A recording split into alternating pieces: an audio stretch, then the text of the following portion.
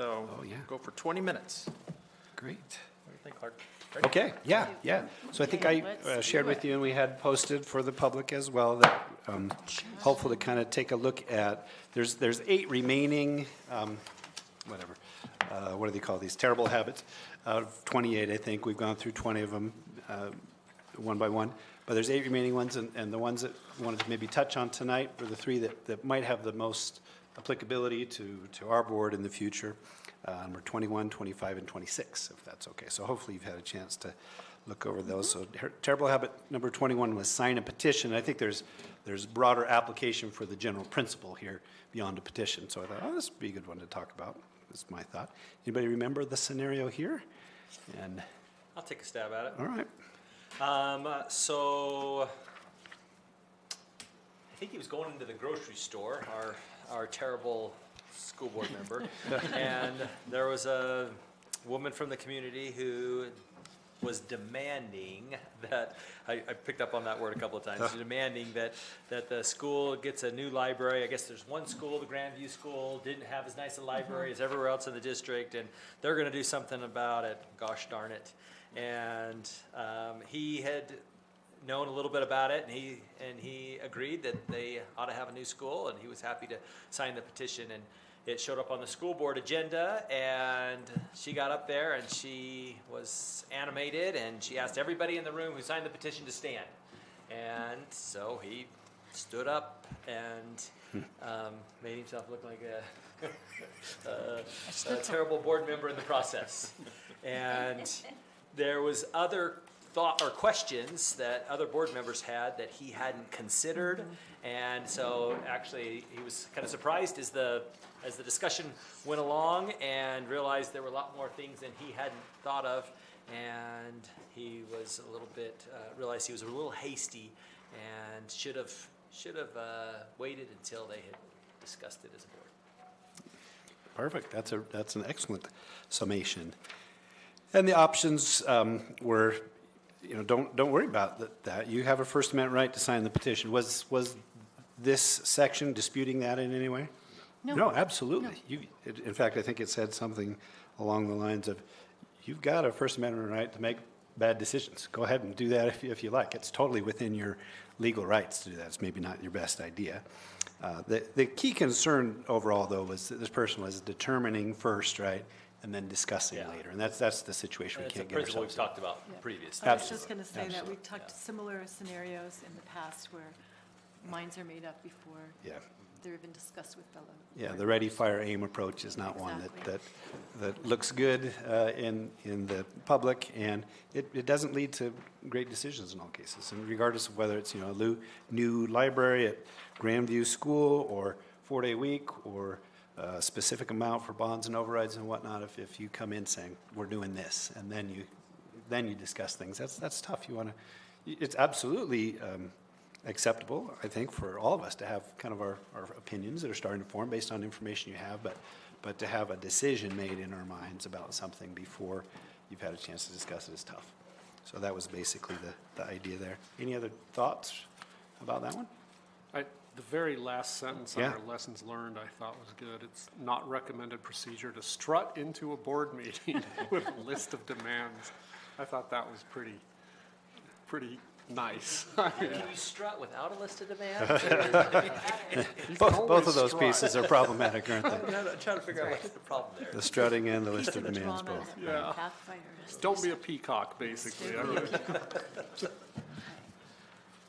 There was, I think it was this one, I read 8 of them, so they're all kind of flowing together in my mind. There was some, if I'm remembering correctly, a recommendation, what to say to a person who says, hey, you're behind us on the whatever it is. You're behind us on the 4-day week, aren't you? You're behind us on the no 4-day week, aren't you? You're behind us on whatever it is, 5% pay raise for teachers, but 3% for bus drivers, aren't you? Say, you know what? Absolutely, we're going to look deeply into this issue. I'm hearing from all as many different opinions on this as I can, and we'll discuss it, and then we'll try to do our best to make a decision that's in the best interest of kids. Something like that is a good response. Okay, so then 25, remember your political party. This is something that we've unfortunately seen in another nonpartisan board here locally recently has come back to bite people. They're supposed to, while they were elected in a nonpartisan manner, not because they were a member of the Democratic Party, the Republican Party, the Green Party, Libertarian Party, whatever it is, and unfortunately, a couple of people on that public board leaned heavily into, but before I'm a city council person, I'm a Republican first, and they've found all kinds of mess for themselves. So anyhow, who can summarize this scenario for us? I didn't really feel like it was, he just, or she, I'm Uh-huh, assuming, I didn't know. They wanted to support the issues that their party was in support of first and foremost. That came first in their eyes, that you support your party's stand on issues, and that comes first. I think that's kind of a general summary of Yeah. what's going on. That was basically it. And bringing up like party platform agenda items for discussion at future Yep, meetings, yep. which, You know, yeah. this is probably my favorite chapter in the book because I feel like I personally have had to deal with this I was going to say on some levels. yeah. And to me, being on, and one thing he mentioned that I thought was interesting, if you're seeing issues and discussions through the lens of your political party, that will sway you in a direction you might not want to go, as opposed to being, your lens should be kids and staff. Yeah. That's it. Kids should always be, they should be our party. We Right. shouldn't be forgetting about, I think we should always try to not remember our political party. I don't care what everybody's political party is. And I on this think, I'm not board. sure of everybody's political party affiliation, but I think we've got a good It's a nice mix. representation It's- from but that doesn't across the matter political to me. spectrum here, which You is know, probably a strength. I used to tell people when I taught, in 36 years of teaching, I never, ever, ever asked a parent or a child what political party they came from, because it didn't matter to me. Mm-hmm. And I think being on the board, it's an honor to work with the four of you, because I feel like we work really well together, and it doesn't matter what political party we represent. It has nothing to do with our job on the board. And I just think that's important to Agree. remember, so. There's a sentence that, Jane, that I highlighted that talks about, it says, I fear you're seeing issues through the lens of your political party rather than through the lens of what is best for children in the district. That's what just you were talking about. That's the lens we should always be looking at first. Can I share a real quick anecdote that I just love? This is not a board member, but it's a person that I was a colleague of mine at Prescott High School for several years. And this teacher actually was the sponsor of our Young Republicans Club at the school for years and years and years. I was shocked when this person retired from her role at school to learn that she was a registered Democrat. I thought, that's fantastic. None of her kids knew. This was a social studies teacher, and you would think if there's anybody who's going to, let their leanings show in class, it would be that person. Kids never had any idea one way or another. I think most of them assumed because she was the person who for years sponsored the Young Republicans on campus that she was also a Republican, although she didn't show that in her lectures or her interactions with kids or whatnot. But it turns out that that's not the party that she was affiliated with at all. It was another party. But she was balanced enough that nobody knew, and that she could say, hey, you kids want to organize and do good things in the community? I'm all over that. You bet. I'll help you out with that. I thought that was super neat. And like I say, I was very, very surprised when Adam knows what I'm talking about, I think. Stan might as well. When she retired to learn that she was actually not registered with the party of the group of kids who she'd sponsored for years. I thought that was pretty neat, actually. And I really appreciated and admired that really nonpartisan approach. That's not what we do. We don't bring our ideology into the classroom. If we have teachers who do that, we talk with them. We say, hey, that's not what we're about. We've got some specific policy around that, and we need you to stop, or there's going to be some action we'll need to take on that. And Andy helped me out in the last several years. We've not had a situation where I've had to follow up with somebody more than once. Nope. Occasionally, somebody will say something that a parent's concerned about, right? Adam, it'll come to your attention, or you'll bring it to our attention, or whatnot, and we get with somebody who say, hey, you know what? This was taken in this way. Let's just be cautious, and never had a need to follow up. I like that, and I appreciate that about our board as well. That's super cool. I think most people who would feel like they want to lean into what their political party Yeah. is promoting would be very offended if the opposite political party did the same. Okay, yeah, great point. In a board setting, right? And so we have to think too, from other people's perspective, what if that other person came forward with their party's agenda, how would you feel as well? And like you said, we expect that of our teachers, we expect it of our staff, not to bring their political beliefs into our schools. So Right. why would we, as board members, not follow suit, Yeah. and not follow that same expectation? Great. I had a teacher say to me, we were talking about the election when I was running for election, and a teacher, of course, we have teachers that support us and some probably that don't, right? Yeah, All fair enough. different people. And this particular teacher had said, I never share with my students anything about my political beliefs. She goes, partly because it's not appropriate, like it's not the right role. She goes, but also because I know I have influence over them, and that's not the right thing to influence them about. There you go. And I was like, that's a I great would point. agree with that 100%. So it was good. Great. I gotta tell you, when I read this chapter, I thought of Brett. Oh, you did? Did you? I Because didn't. he often says, what's best for children, He makes decisions based off of it. And I know you didn't read this book before you even joined the board, but I mean, that's where your we heart did, is. for sure. I think, yeah. Did you? Was this your cheat sheet? No. But see, you're saying what we all do. Right. This board works well together because we Yeah. put kids first. Right. And we always, whenever we vote on anything, kids and staff Yeah. are foremost in our minds when we make a decision. Yeah. And that's why it's a pleasure to work with you all. I mean, I gotta tell you, I didn't, in the service, I didn't know, nobody knows what your political affiliation is. It's not discussed, it's not even a thing, and that's the way it should, be on here too. It wasn't until I moved home that it really realized it's very important to some. And, but serving on this board, it's very important to just put the kids first. And that's what I learned from this chapter. That's awesome. I appreciate we all try to check that at the door when we come to this meeting and in other parts of your role as well. One of the things I highlighted is underscoring what you've just talked about. Your criteria for making a decision should not be the degree to which it corresponds to some abstract political philosophy, but rather the degree to which it improves educational quality for children in the district. And that's the approach I see you all take. I appreciate that. Okay. And then the last one we're going to discuss, and we may have a few minutes left over because we're super efficient and whatnot, is on your early evening dog walk. Terrible habit number 26, you promised to do a favor. This was just chain of command. Who can summarize this one for us? Well, this one was about the prospect of closing a school. Okay? And, You're on after, a different one. I think you're on the wrong chapter, my dear. are we? We're You're on Number 26? Oh, It's I about went to 28. Oh, okay, yeah. It's about moving a child to a different. 28 was good too. We might have time. We'll see. Do a favor. Okay, so this one was about a board member meeting the neighbor, and the neighbor bending their ear about how their child was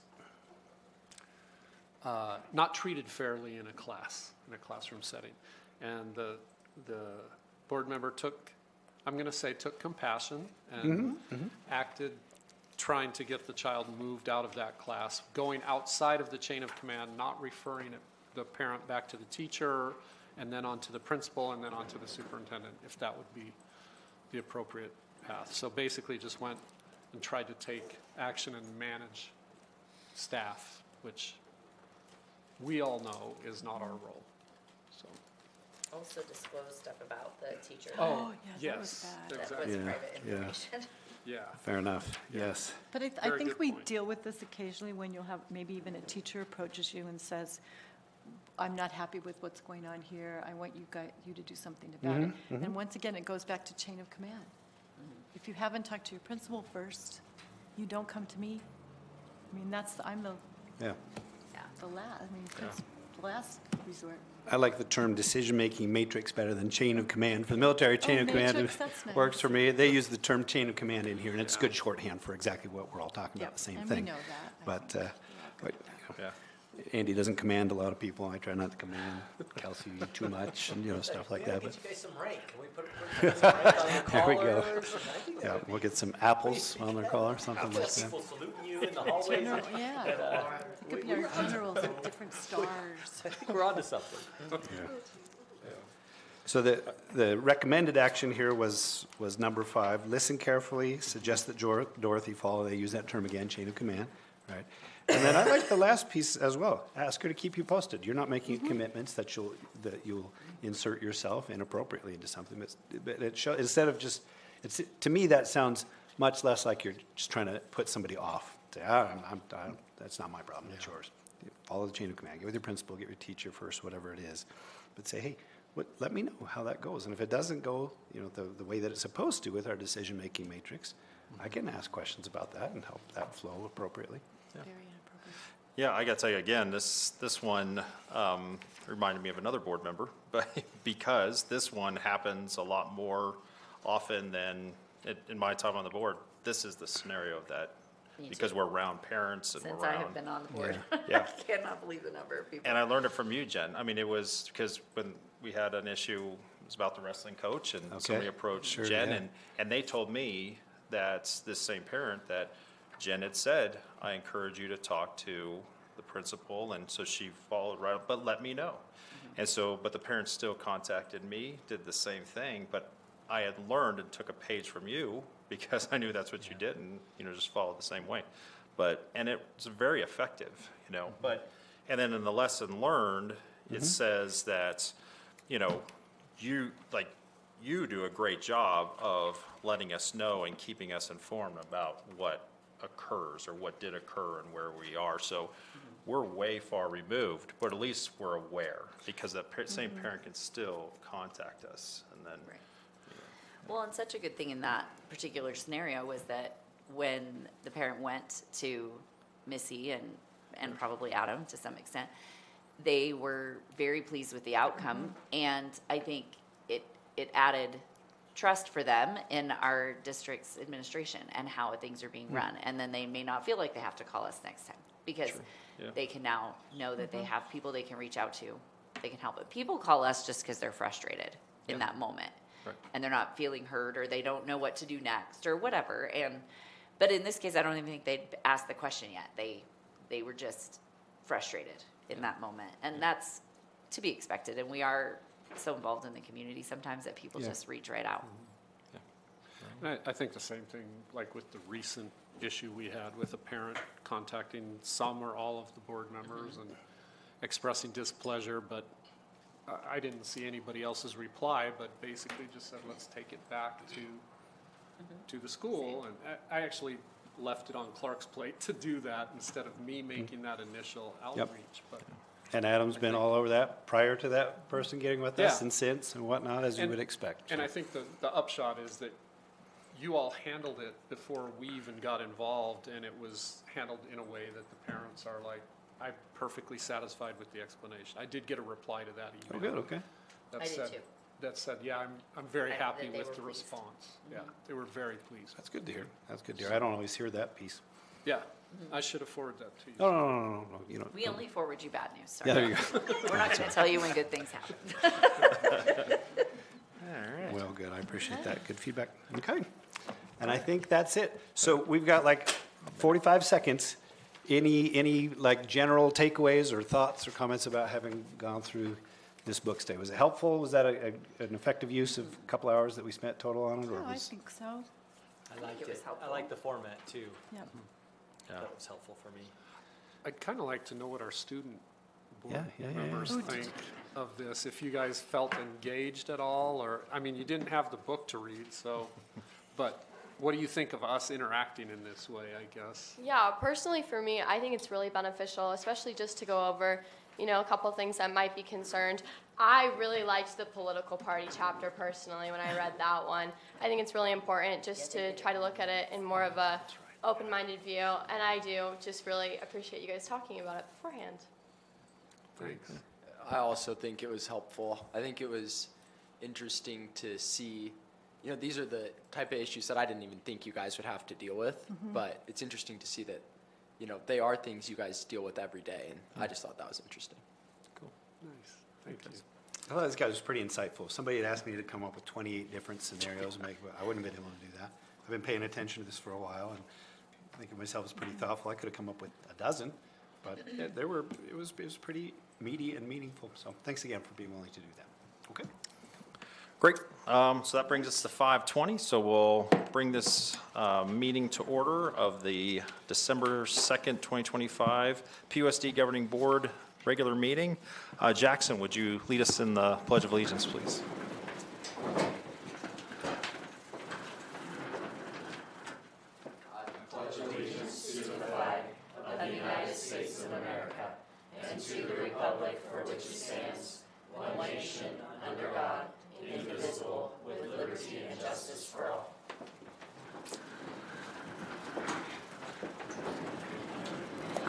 All right. Item 3A, approval of the agenda. Do we have a motion to approve the agenda? So moved. Motion, do we have a second? Second. Motion is seconded. All in favor, say aye. Aye. Any opposed? Hearing none. Item 4A, approval of the minutes from the study session, book study, and regular study and voting session meetings of November 4th, 2025, and the 12:15 p.m. special meeting of November 7th, 2025. Do we have a motion? So moved. Motion, do we have a second? I'll second that one. Motion and seconded. All in favor, say aye. Aye. Any opposed? Hearing none. Item 5A, bond and override consultant presentation. Paul Ulen, welcome back. It has been a few years. I haven't seen him in a long time.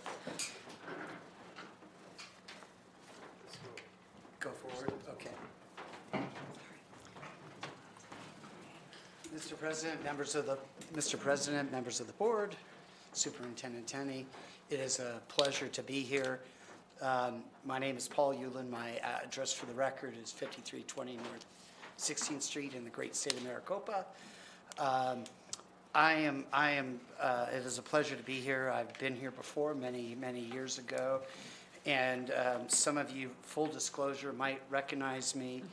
I'm a newly elected November 24th, so I guess coming up on my first year anniversary on the Glendale Union High School District Governing Board. And so I know the challenges, and it was interesting to hear some of the discussion before, not related to bond and override elections, but decision and process. So I applaud you just for being here because I know how important it is.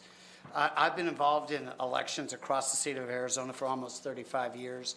I've worked in 12 of the 15 counties, including Yavapai. I've worked for Prescott Unified, Humboldt, Chino, Mingus, Cottonwood, I think that's, and Sedona, Oak Creek. So been around and have a good sense of not only the elections, but of Yavapai County. And here, just to give you some perspective and expert comments and commentary as we go forward. So no shock, and all you have to do is look at the last couple election cycles across the state, not just in Yavapai County, that asking for money from the taxpayers has become a little bit more of a challenge. And you know, we are in a highly partisan climate. It's been that way for several years, and now it's getting worse, and you're seeing that not only, as I say, at the top of the ticket, but all the way down to school board, water board, and some of the other things where party comes into play when really we're here for kids. And I applaud, I heard that earlier. You know, that's why we're here. It's not a conservative or a liberal kid, we're here for kids. But we are in a political, a partisan climate. We're dealing with every district in the state is dealing with vouchers and the ESA expansion and what that means. If you've seen the paper, I think today the governor talked about that's one of her top priorities for 2026, and that issue isn't going away. Same thing with option, other school choice options that parents have, whether it's charters or private schools, or you now have the micro schools and the homeschooling options. Every district, most districts across the state are dealing with declining enrollment. That's only going to get worse, in addition to birth rate and some of the other issues. You have federal government coming in telling you what you can and can't do without really understanding your dynamics in your individual community. You have likely a couple ballot measures that will be there in 2026 that will impact, I'm giving you money here, am I going to give you money here? Do I understand what those are? And then the legislature, we're going to have a contentious budget session. They still, to this day, have not dealt with the aggregate expenditure limit. And if you had told me 4 years ago that they'd basically kick that can down the road and not make that an issue, I would have bet the house that that wouldn't have happened, but for whatever reason, it's there. And they're in the process of trying to make more election changes, which, again, they change the rules in the middle of the game. So you think you know what you're doing, and you think you know you're doing it the right way, there's some potentials for that. And so what can you do? And as I say, the first and most important thing you do is continue to teach your students. That is every day. And as a board member, my first tour, I was at Greenway High School, which was just awarded an A+ designation. And I'm there as a board member getting the tour and meeting with everybody, and you don't realize all the miracles that happen every day inside your four walls. And not only do the legislators need to go to schools and see that, your community doesn't see it. And so every day you pick up 1,000, 15, 2,500 kids, and you deliver them home safely, okay? All the meal prep, all the education, all the good things that happen, we don't do a good job of educating, and that's not Prescott Unified, that's K-12 Arizona. But continue to teach your students. Continue to provide that information of what you're doing on a regular basis to your parents, to your staff, and to your community, getting them in the four walls, getting them to understand, hey, we have a great program, we can't charge you for it, but it comes out of our M&O budget. If we want that program, we need additional funds, or we make changes. You have to understand who's going to come out to vote, and I'll talk about that in a little bit, and more importantly, who doesn't. So we saw some very close elections across the state where literally 30, 40, 50 votes meant the difference between winning and losing. You can go out and test your message, meaning what works, what sells to people, to your voters, to your community. And then even after you call, and we'll talk about that in a little bit, continue to communicate. Just because you called for the election doesn't mean you should shy away. And as I say, never stop, because there's always another election. So part of a process that I would highly recommend is putting together some type of needs assessment or blue ribbon committee. And that's made up of a group of individuals, parents, community members. You want to try to have reasonable, you want people that, again, it's not a majority, but it's also, you're trying to build consensus. And you walk through, and there's not a district in the state that doesn't need capital funds. There's not a district in the state that can't use additional M&O dollars. But you're going to walk them through that process so that they're going to be the ones to come to you to make that recommendation to go for an election and what's included in that election. The second part of that is understanding your demographics. So how many voters you have, what those voters look like, age, party, and gender, who's projected to vote in 2026, because believe it or not, voting is habit forming, and you either typically do it or you don't, or you vote in presidentials, or you vote in general elections and not in primaries. And so we also look at going through your demographics, looking at past election results. So you haven't had a bond or an override in a while, but we have some statewide elections and county elections that you can draw some inference within your precincts. Third is going out and actually doing a poll of community voters, typically by telephone, because that's a way you can control that audience and the responses. So you get a valid sample of your electorate, but you test the level of support and opposition to what you think those needs are. You might even say, would you support 20 million, 40 million, or 50 million? Or would you support these programs on an override? Obviously, the more specific you get, Sometimes that helps.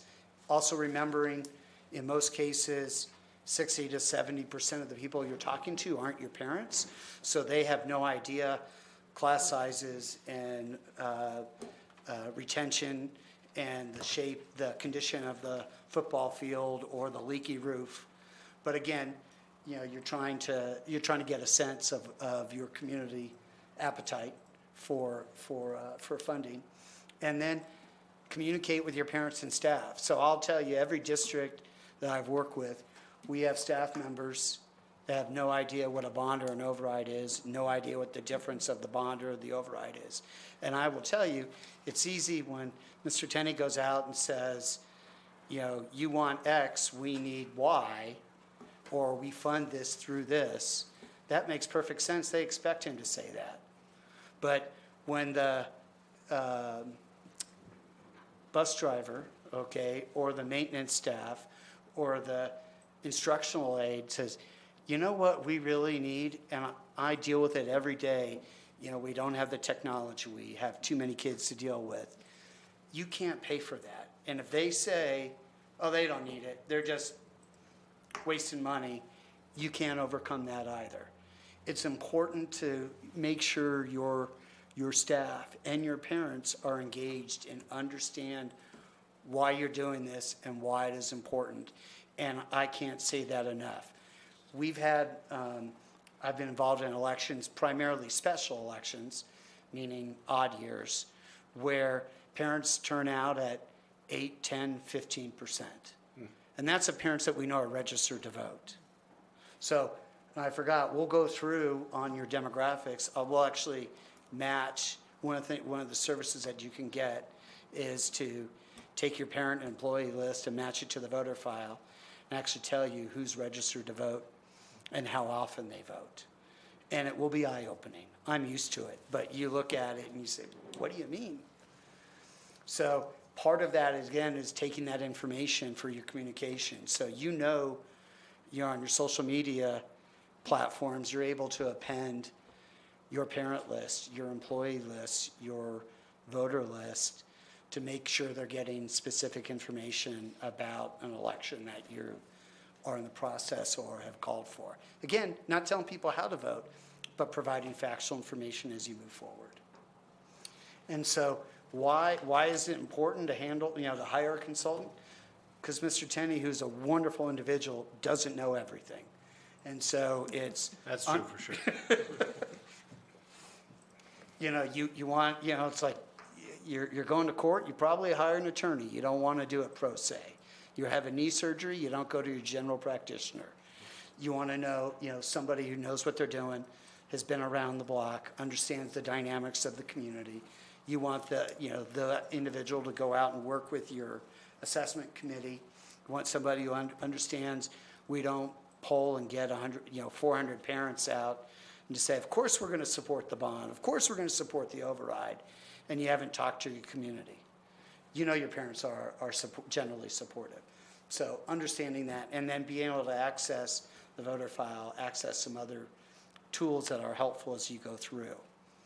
And I go through this, part of that election process is not only having the district do its job, you need an outside entity to help.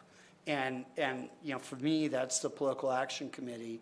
That's why, they're the only legal entity that can go out and advocate for or against what you've called for. You have rules that you must apply to or adhere to, 15.511. You cannot electioneer, you cannot influence the outcome of an election. Doesn't mean you can't provide factual information, but you can the district can make a presentation at Rotary or Kiwanis. The district can't stand up and say, vote yes. The PAC can be there to do that, and that's why it's important. They're the ones that are going to go out and raise money.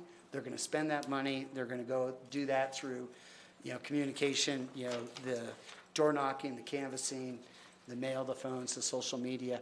All that's out of the PAC budget. That's not the district budget. And you need to have that in place. Otherwise, there's not a district in the state, maybe Catalina Foothills could go out, call for an election, and not have to do anything. And so again, the PAC advocates, the district provides facts, and you can keep your PAC open every cycle. I know of districts that do that, so that especially on an override where at some point you're gonna need to renew that override, you're not starting from scratch. It's relatively easy, it's not a lot of paperwork. And again, they can go out and fundraise and be visible in the community, election time and non-election time. We're here, we're the advocate. You have a foundation. In some respects, it's a different entity, but it's an extension of that foundation. They're there to support the district. And again, I look at it as when you have especially for some districts, when you're raising money for an override, it's easier to raise money over a 2 or 4 year window than coming out, hey, it's January, we got to raise 20, 30, 40 grand, whatever that number is in 6 months. You do that and you raise 10 grand a year for 4 years, you've done the same thing. And you're just banking that money. And so once you call for that election, which will likely, if you move forward, be sometime in late May or early June, again, you'll need to give notice to the county first week in May that you intend to go for an election. That's a new statutory requirement. You can continue to provide factual information, and you should. You should be out there telling people what you're doing, why you're doing it, what the impacts are, what the consequences are. No threats, but real, because most people don't know. Most people are not involved or engaged. And so you have existing platforms that you can provide that information and go out and do that. And, again, that's speaking, as I said, that's speaking to organizations. It's encouraging your parents, your staff to get engaged on their own time. I know some districts have had parents students that need credit for National Honor Society or community service. It's not the only option, but it's one of those options to be able to go out and knock on doors or hang some signs or get engaged. I know students and recent grads have written pro statements of support for bond and overrides, so that's an option as well. But again, it doesn't happen in a vacuum.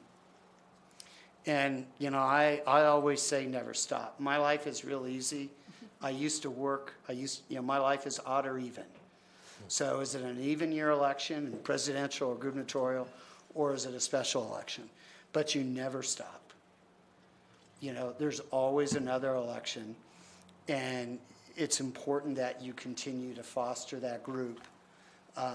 Cultivate leadership, keep people involved, keep them engaged, because especially as you get, I've had PACs where their kids are long gone, but they still care. They're still involved in that PAC in some leadership role.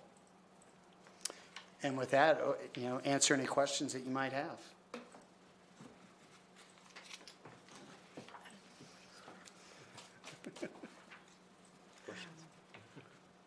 I guess the question I have is, how would you be involved in helping a PAC form in this community as a consultant, or is that something? So that I have, and Okay.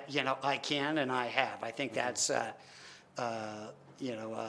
question for if there's a group of individuals that want to get engaged, that want to be involved, and again, that could be as simple as here's the form, or in a number of instances, I actually act as the treasurer because they want to make sure their reports get done and they get done on time.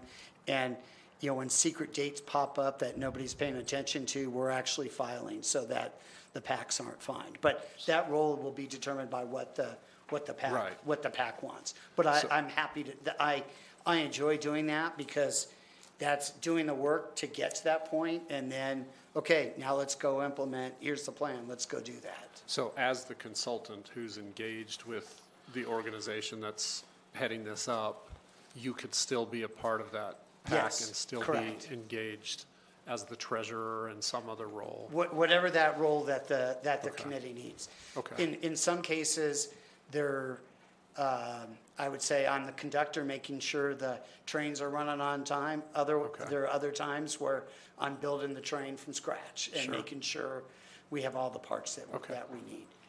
And I will like I know in 13, there was I think the PAC was already existing or they had started, but they had great leadership.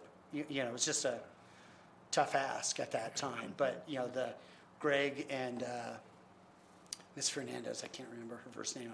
Sure. They had a great, Fernandez. like, it was one of the best PACs I've worked with. And we lost, okay? We had 52% turnout in a special election. Unheard of. Okay. Unheard of in any other jurisdiction. But great people that were involved and understood and hey, tell us what to do, we'll go do it. Yeah, okay. So do you offer essentially two different sets of services where you would be working with the board to make the decision about what we could ask for, as well as once we make the decision, then you would move over to working with For the the PAC. That's PAC correct. and be That's funded correct. by the PAC for that, whatever work is done with the PAC, Correct, separate from working with us. correct. Yeah.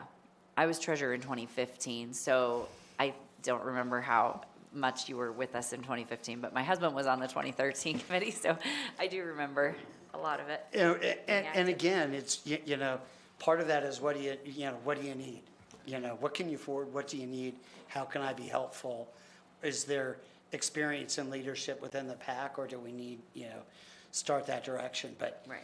you know, the key is you have it and you keep it so it doesn't go away. That's one of the challenges too. My biggest concern is, one, especially for the override, how much do you pull information before we make a decision of how much we're going to ask for? Are there certain things we stay away from, especially dealing with our demographic, just lessons learned over time? I mean, we just don't want to do something then, holy cow, from Jump Street, we don't have a chance because we made a decision to include something like a artificial turf field or something like that. I think that's a great question. I think part of the answer is that assessment committee is representative of the committee. So you go out and say, we're gonna give the superintendent a 20% raise, and that's where that's the first priority for the override. You know, that's not gonna fly, is it? And from past experiences and other districts, overrides are almost exclusively full-day kindergarten, salaries and benefits, class sizes, which really comes into class salaries and benefits, and then some programs. Are there some things that you can monitor or sort of hedge around that a little bit? Yes, but like full-day K is great as a parent. It's not so exciting if I'm in the community and I don't have kids or grandkids. Why do I do that? But I can point to Marana, which had an existing override in 2024 and went at 10%, went to 15%, and we surveyed it. And we took that 5% and we sold that as it's going exclusively for salaries. Now, it was certified and classified, so everybody got a piece of that, but we're taking that 5% and we're putting it in the salary pool. And so it wasn't programs, and yes, some of that is, by definition, is class size or class size reduction, but it was all salaries. It was all salaries. And the survey, it sold. Yeah. Because, that's what the survey said, and I'm a little surprised by that. Right. But like that, the community was willing to support it, and the override passed pretty comfortably in 2024. And you would do the surveys, You do the survey before, part of it is you have to have an idea of what you need, what you want, and what your community is willing to afford. Yeah. And so going out and if you look at Chandler in 2024, they asked for almost $500 million. They had major opposition, and they didn't lose, they got beat. They retooled that ask, lowered the ask, refined some things, came back in 2025, and were able to pass their bond pretty comfortably. The override was a little tight, the override was okay, the bond was a little bit closer, but they passed. So you have to have a realistic expectation coming in and asking for $200 million. I know you need it. What's the tax impact for that? Your community's not gonna pay $25 a month. So, I guess my question is, I know we said you and you, but is it you? I mean, is it? well, yes, is I it mean, you? Okay. yes, I mean, I think trying to gauge, I think that it's not, I mean, part of that is me. Okay. I think your assessment committee needs to have a buy-in of, that makes sense. So, and then you have to have the financial discussion. So if you do the bond and the override, what's that combined tax rate increase? And can you structure, you have existing debt, can you, when you're paying that off, and you can like pass your bond, but wait 3 years to do your first sale, so you're replacing debt that is now paid off with new debt. Now, that might make sense on the tax rate. When you promise a new football field and an auditorium, and it's 5 years down the road, how upset are your community members going to be? Hey, we approved the bond. Where is it? Yeah. But I think part of that is having that discussion of what's realistic. Gotcha. And I'm not the golden one to say this is right and this is wrong, but there is experience to look at and say that's not going to sell. You're advising. Yeah, it's like turf. Okay, I will tell you, turf fields are great. They're absolutely amazing. But the difference of understanding what that means versus the cost are two different things. And let me explain that. We were at a district, and it was less than 10% of the bond that was going to be for turf fields. And we spent 90% of our time about 10% of the bond. And the big issue that I learned at that, true story, I'm not. No, we learned that, I think that was true in our 2013 election. Yeah, there you go. And absolutely. yes. Yeah, that's why If I I brought it up. remember all the Like, conversations. we won't do that. But that's a real good example. But the flip side of that was, in this particular instance, two principals stood up and they said, and part of this, you're learning. I've been around. Not perfect, but I have an understanding of what works and doesn't work. Yeah. And the two principals said, you don't understand. In the essence of people, you don't understand. During football season, do you know how many times I say no? Can't get on the field. Get away from the field. You can't do this. You can't do that. And when they added turf, the usage, it's about the same cost, long run, because eventually you got to replace it. But your usage goes way up, and all of a sudden the district, hey, we're leasing it out, renting it out on Saturdays and Sundays, so we're generating a little bit of revenue, and our community loves it, and it looks great, and we're maintaining it. And so there's a cost. But we got our community, the Little League football and the Little League soccer team, all of a sudden we had some ambassadors because, hey, they're going to have turf. We're going to be able to use the field. So perspective. Thanks, Paul. Well, the only thing I was going to ask in regards to the override, if we were looking at trying to get our teachers and administrators and staff up to state average again, is that something you could play around with the numbers? Brian and I've discussed this in very short detail, but that's something you could help us with, figure out what the bond. I mean, like what a teacher's salary what the well, average what is? sort of percent we would need to float an override that would get our teachers up to at least average? Brian probably knows that. Brian can do that for us. I can't. I I just think want he to do already knows. I just Is want to it do a 7? caveat, just so that's on the record. We invited Paul here. He knows our district. He was involved in 2013. And so he's very familiar with Prescott. We just have more retirees than we did then. We have not procured Paul's services yet. And so the one thing I want to make sure is he's here is just an expert in the field, because it is his business.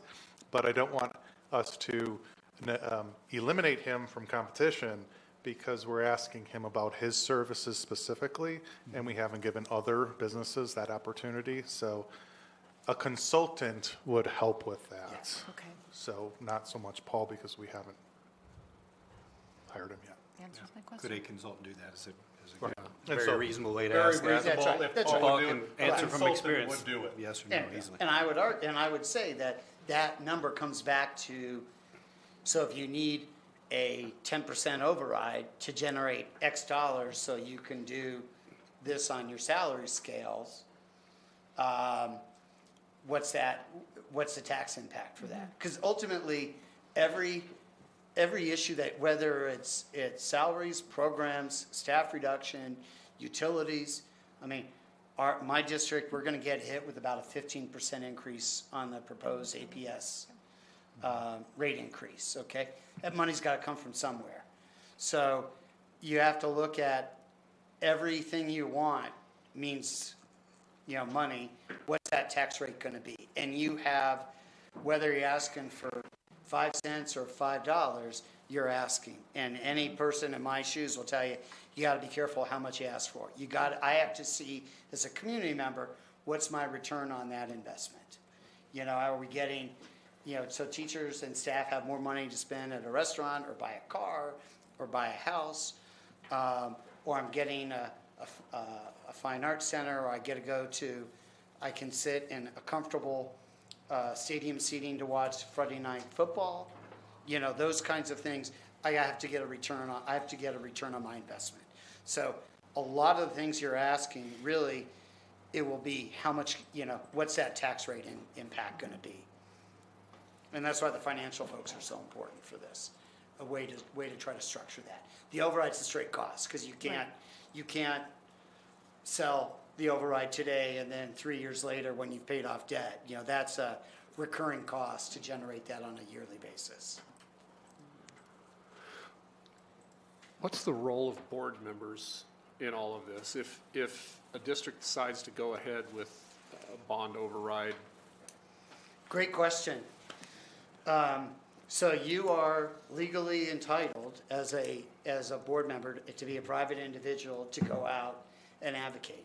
So by statute, you're required, if you do an override, the board will do a statement of support. You're legally allowed, unless they change the rules, 9 plus the governing board member's statement. Okay, 200 words or less, notarized. They go to Mr. King's office.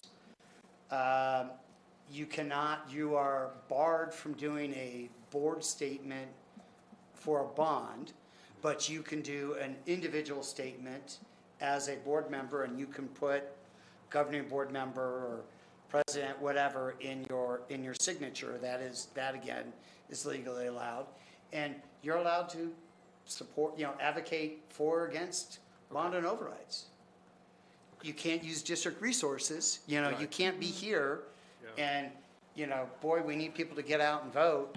But you can work a football game. You can go knock on doors. You can write a check. You can try to raise money as an individual, not as a board member. And I've seen it on all sides, especially this cycle, where board members were very happy to support. 2 particular instances, board members were advocating against their own election, which is, you're shaking your head, and or they say, I'm going to help, and you're charging the hill, and you turn around, and they're way down there. You go.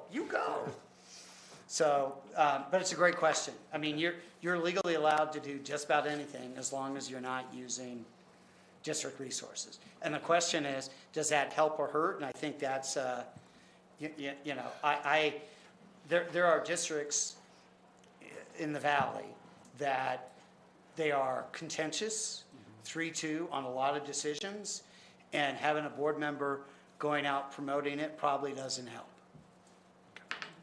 But there are districts where the community expects, I expect you to be out advocating. Why are you not?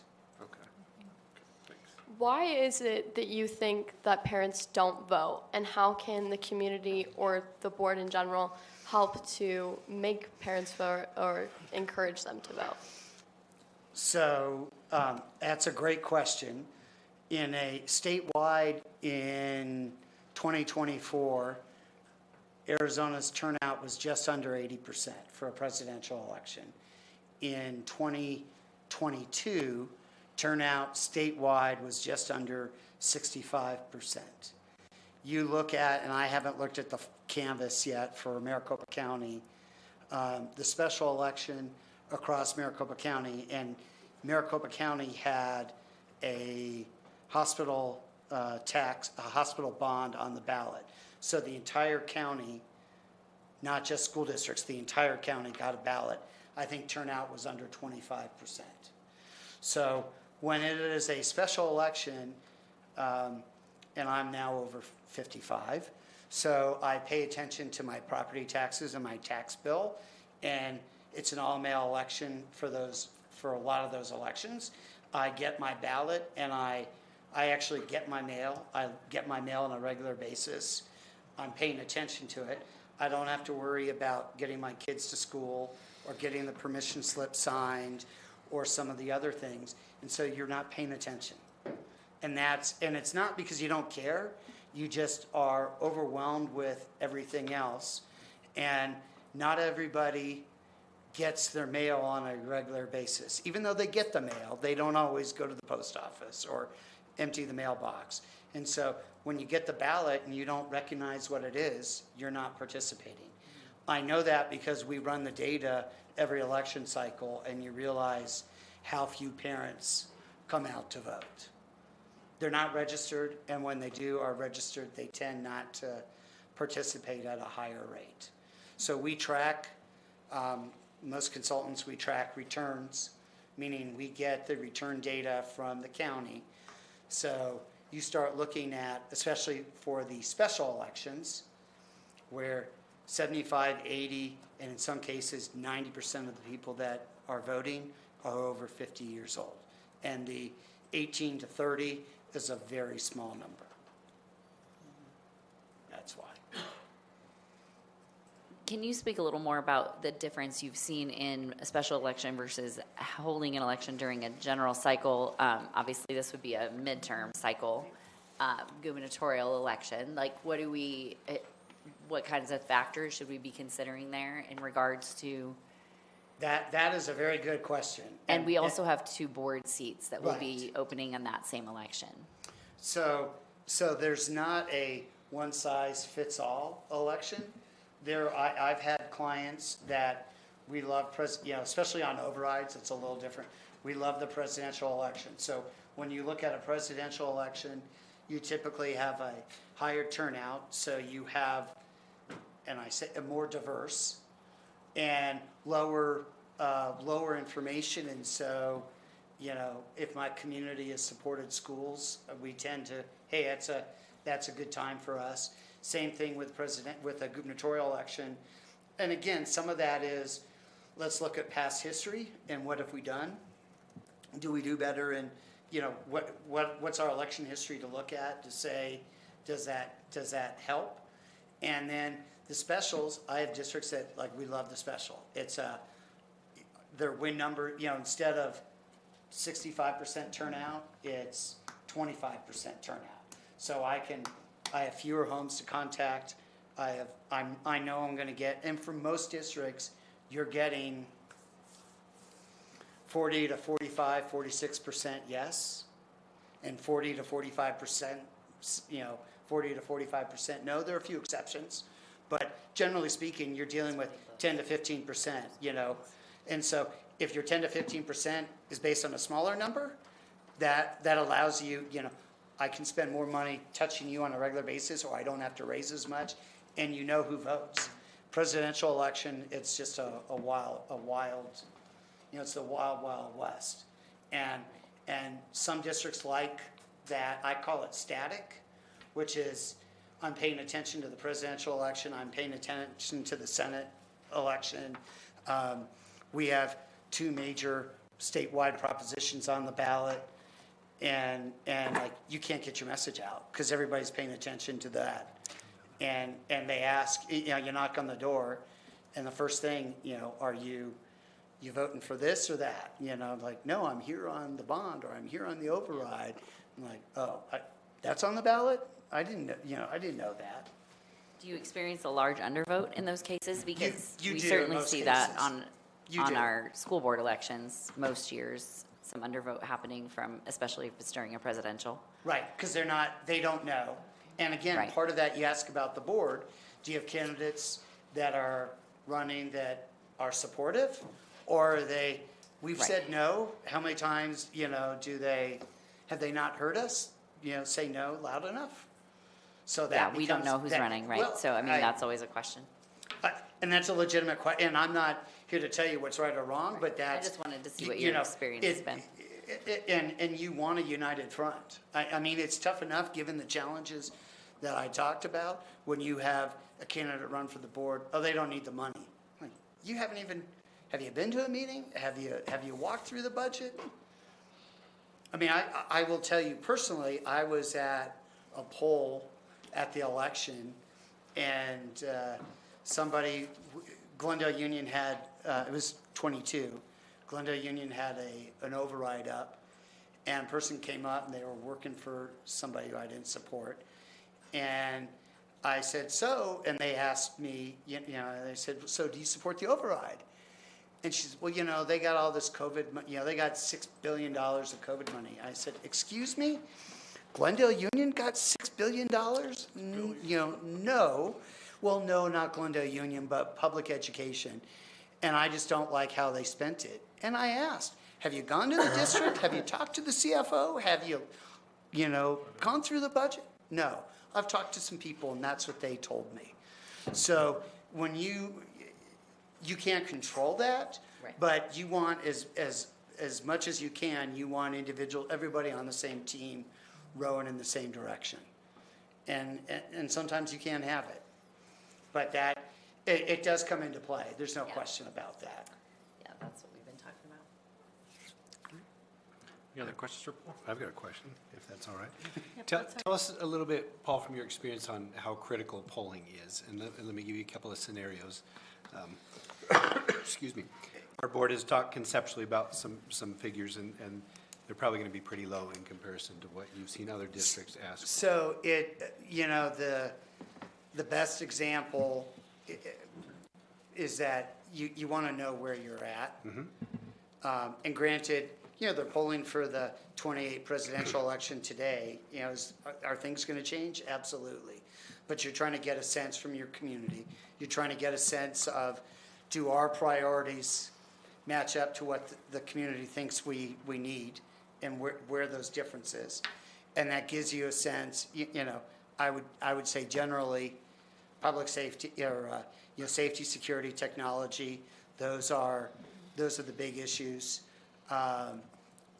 Affordability, in the sense that pay now or pay, do you want me to wait 10 years to replace the roof? How much am I gonna have to spend to fix it and repair that along the way?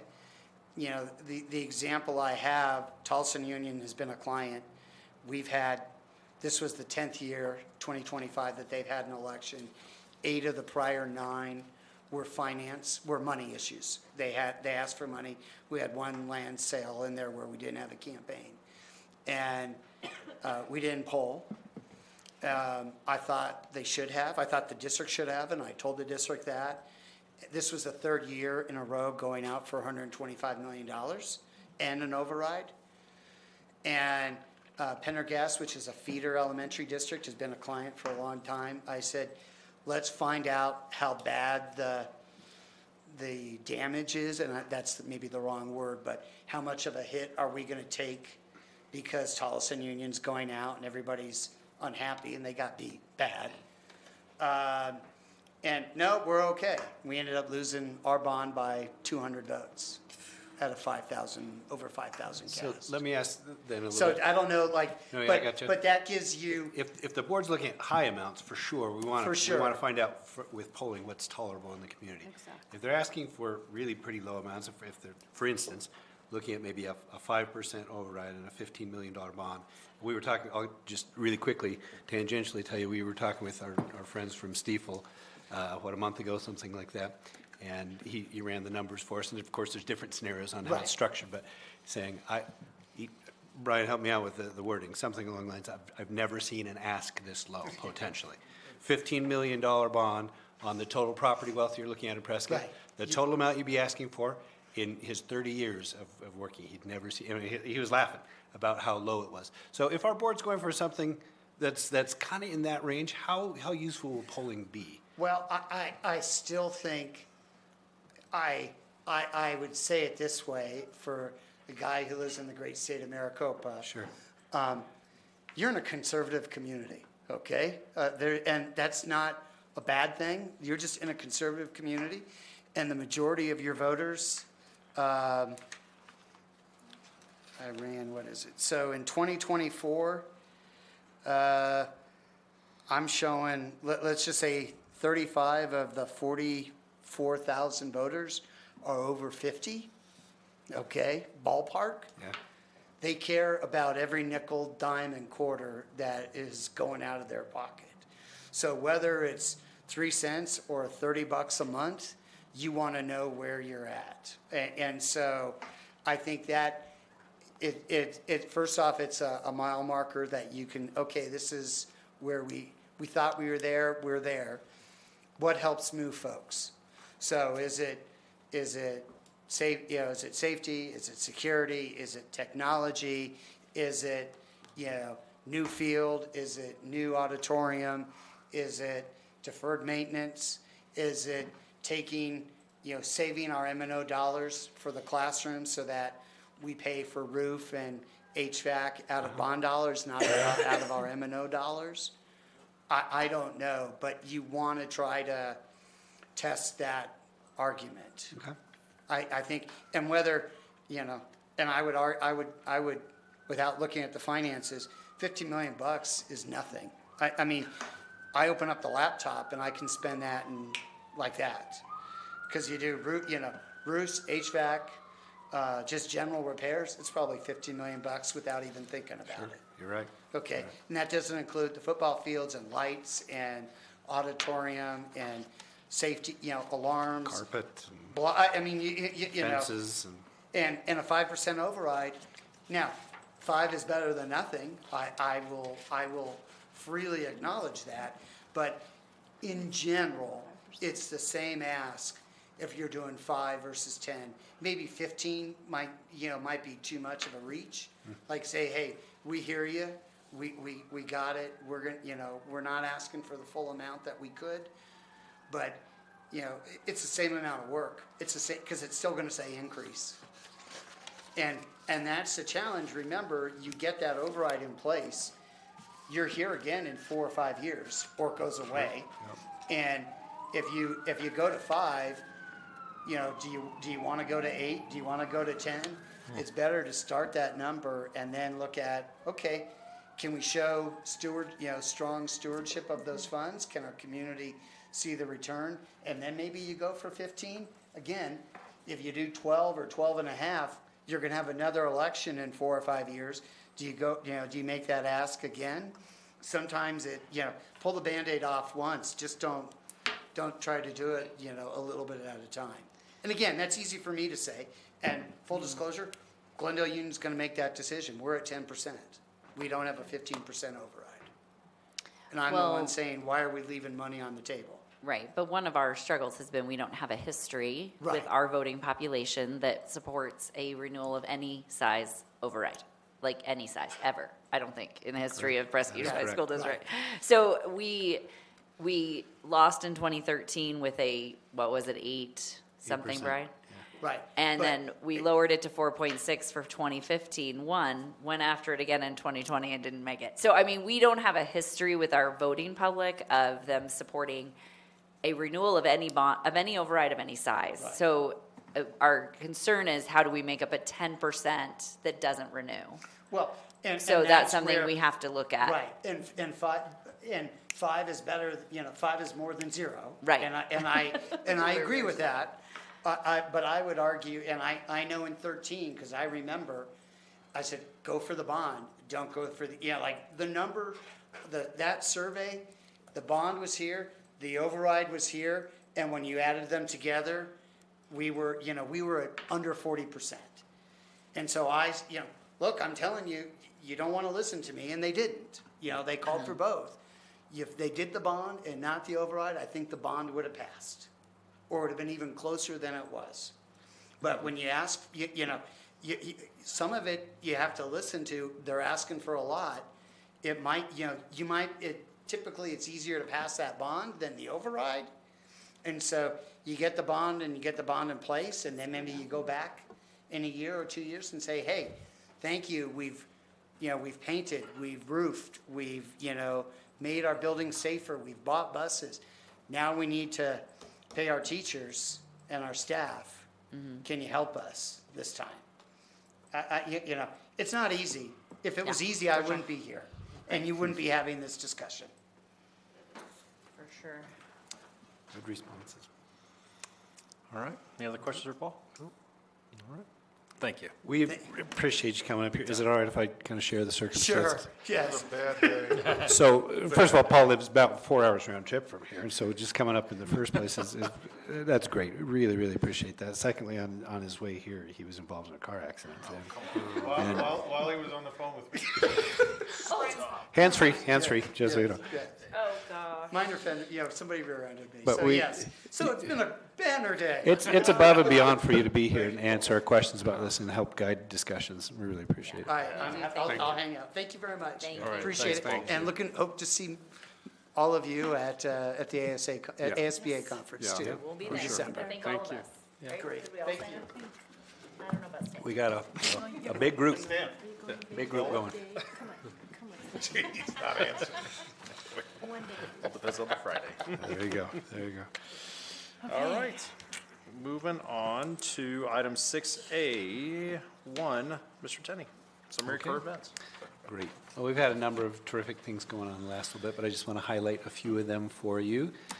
Around Veterans Day, we talked about a couple of things that I think last time around maybe that were coming up, and we had some good pictures and thoughts about those. But this was the Veterans Honor Wall that the high school does every year. The high school JROTC program's been doing that. Adam, how many years now? 15 years probably in a row, I think.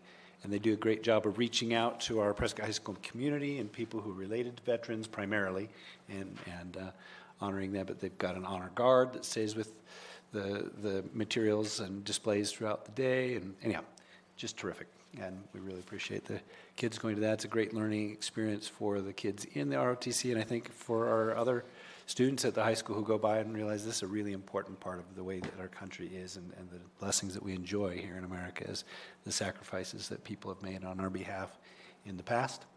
And we're proud to be able to do that. It's my flak vest and helmet, and it's Is that right? It's in good hands. Nice. Otherwise, it'd be in my shed. There you go. So it's displayed every, That's November pretty 11th. cool. I didn't make that connection. Thank you for that. All right. Kind of in the same vein, we had in the Veterans Day Parade this year, we had some entrants, and they were selected as the best in their categories. So one was our band. They were best in the music category, and then our Air Force Junior ROTC from Prescott High School was selected as the first place winners in the marching unit category. We've got some pictures of them participating in the Veterans Day Parade. And then the last thing, this also is at the high school. Lots of good things going on in a variety of places, and just kind of hitting some high points of places that we had pictures submitted. But on November 21st, were any of you able to go that morning? I don't know that I ran into any of you that day. I know that some of you have attended in the past. Third annual, Adam? Yes, third annual opportunity for us to get with Dignity Health YRMC.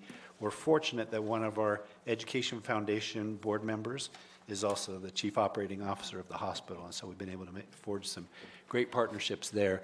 They've got a need for people to be in all sorts of different medical fields that they have a hard time filling, and they know that they've potentially got a pool of future medical employees there at the high school. We know we've got kids at the high school who are looking for different opportunities in their future, and some of them, their vision for what their future looks like is, what mom does, what dad does, and what the next door neighbor does, and they can't imagine beyond that. And so this is really a great opportunity. They had everything from phlebotomy to neonatal care to general practice, what was this one, surgical assistants, et cetera, what, 15 maybe, Adam, 12, 15 different stations? There you go, okay. Dozen different stations that kids went around to, and you had about 120-ish kids? Okay, there you go. That made the opportunity available. Sign up if you're interested in this. So we weren't shuttling a bunch of kids through. We're like, oh, no, these are all kids who say, oh, it might be. I'm willing to miss a couple of classes and make up the work later in order to go find out about this. It was pretty neat. I've attended each of the years, and the feedback that we got from Dignity Health was they love it. They love being able to do it, and that the kids are just terrific. They've done things like this in the past. I get a version of this feedback about our kids at all levels frequently, and I want to pass this along to people in the community who've worked with other groups of kids, other schools, other districts, et cetera, routinely tell me, your kids are so well behaved and they're so polite and they're so attentive, they're so engaged. We just appreciate that. I love hearing that. That speaks volumes about the culture in our schools. Anyhow, same thing from the folks at Dignity. They said they were great. They were great, asked good questions, they're engaged, and hopefully then we'll help kids make connections with a career that will benefit our community in the future. You know, there's not too many things that allow you to be able to afford to live in Prescott if that's what you would like to do. This is, you know, one of the major employers who can make that possible for people. So it was a great day. Adam, do you want to add anything else on that, or have I pretty much exhausted it? I just think we've gotten better and better, and I'm really proud of what it is, and I think we have a lot of kids walking out of there with some new ideas this time around. I talked to 4 or 5 kids, including my own child, and I was shocked at the interest level that they had, and I think that's pretty special. Yeah, neat. Okay, and I think that's what I have. Great. All right, thanks. Governing board members, Brett. Just a couple things.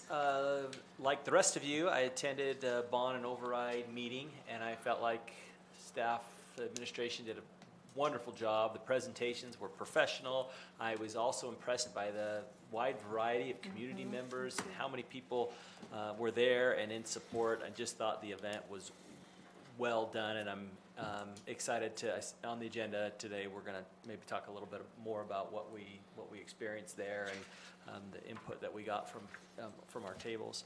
So thank you for that. And I got some good feedback on a Veterans Day presentation at Granite Mountain Upper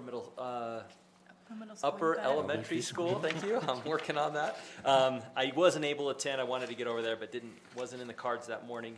But I heard it went well. And then I had the opportunity on November 8th, I was invited to help one of our teachers at Granite Mountain move their residences from an apartment into a house. And I showed up, and there were lots of people there to help the family move, and it went quickly, and it was a great opportunity. So that's my current event. Cool.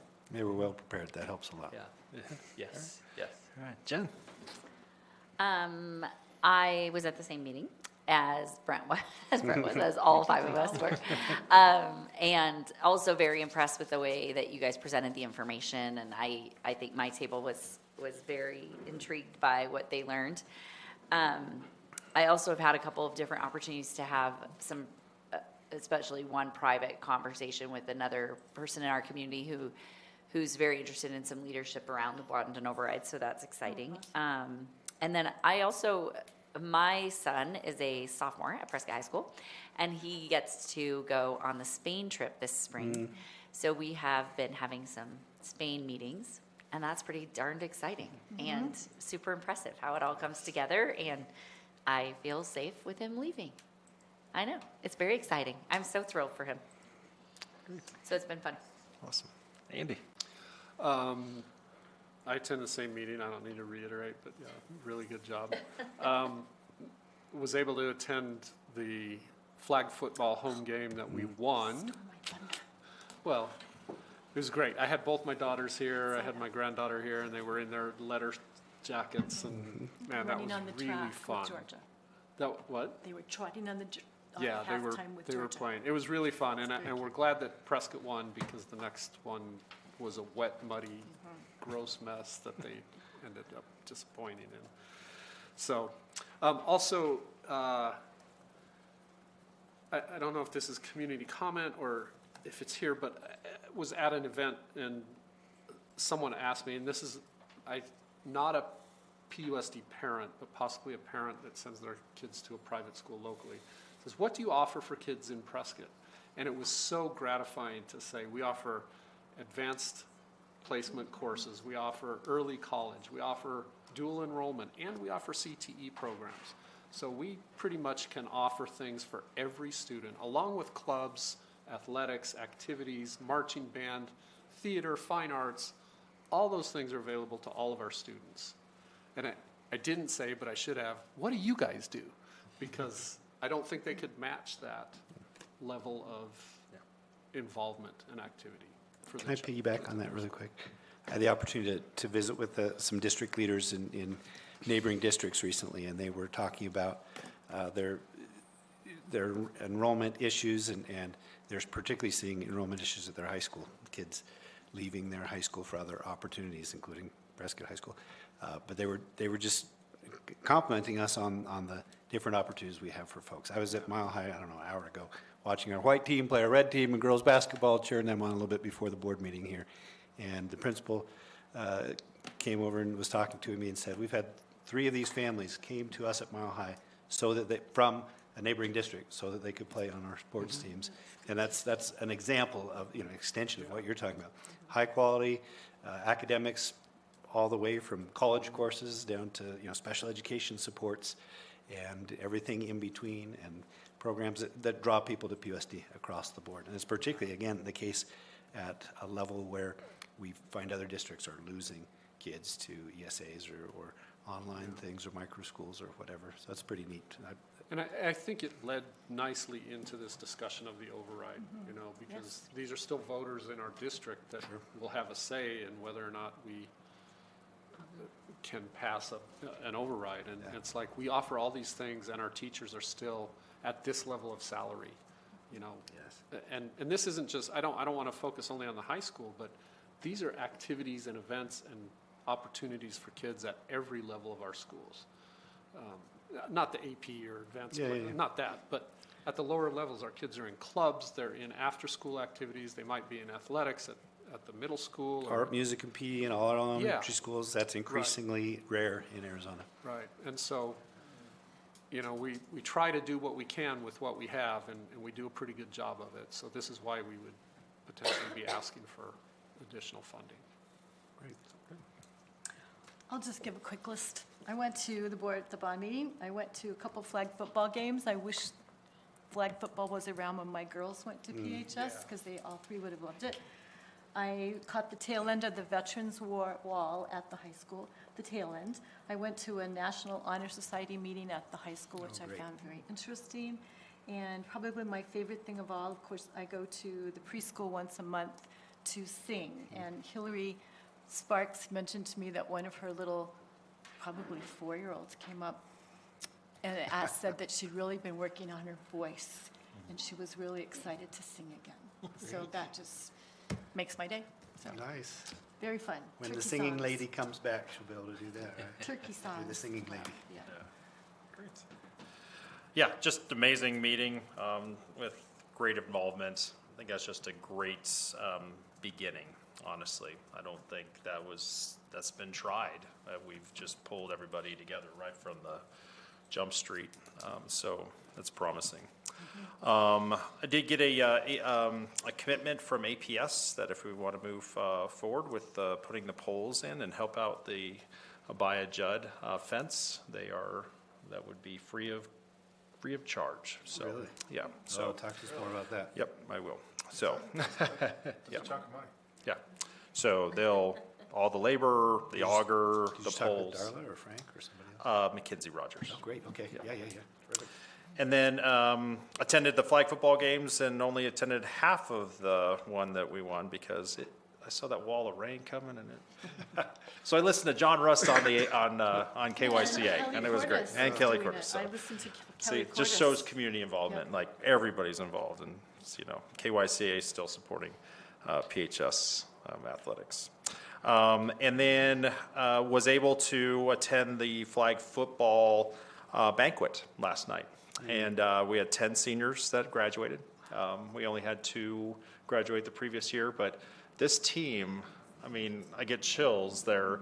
And there are 2 you know, the first seasons, they went undefeated in 2 seasons. So I made a commitment to write the nomination to the PHS Athletic Hall of Fame for both teams, and hope that both of those teams get in. So anyway, because you can't really do one without the other in this regard. And then I got to walk in the light parade with the Abaya Judd Rise float, and that was amazing. Nice. The kids there and the staff there, and just great reception. And so, and then, yeah, I think that's it. Great. So we'll move on to Jackson and Shay. Jackson, you want to go first? Or Shay first? Atta guy. Sorry. Okay. No, you're right. Recently we had our state for swim, and the team did great. I think that for individual events, one of the girls, I think she got 8th in the 100 freestyle, and then one of our boys, I think he placed, I want to say 5th in the 100 back. So that was really awesome. And for our girls 400 relay, which, like I said before, was, well, at the last meeting, each swimmer does a 100, which is 4 lengths up and down the pool. So really not the best, but they placed 3rd overall, and that was super exciting and so awesome. And then right after that, we had our swim banquet, and that was very emotional, very sad to end the whole thing up. And then recently for S Club, I think it was last Wednesday, we cooked for PASS, which is Prescott Area Women's Shelter, and we made chili, cornbread, brownies, a whole bunch of good stuff in the kitchen at PHS. We had about, I want to say about 15 girls, not 15, about 20 girls show up and cook with us, and that was really awesome. I got to go drop that off, spend a little time with them. It was very nice. And then on Saturday, we have a We the People conference coming up, and that is for AP Government, and that's kind of like a little seminar where we create each group, so we're put into groups within the class. We each create a speech, and we have to make 3 of those different speeches on 3 different topics, and we're just going to do that over the weekend, and I'm really scared. So That's a competition, right? Yes, it's a competition. That's this weekend? Yes, it's on Saturday.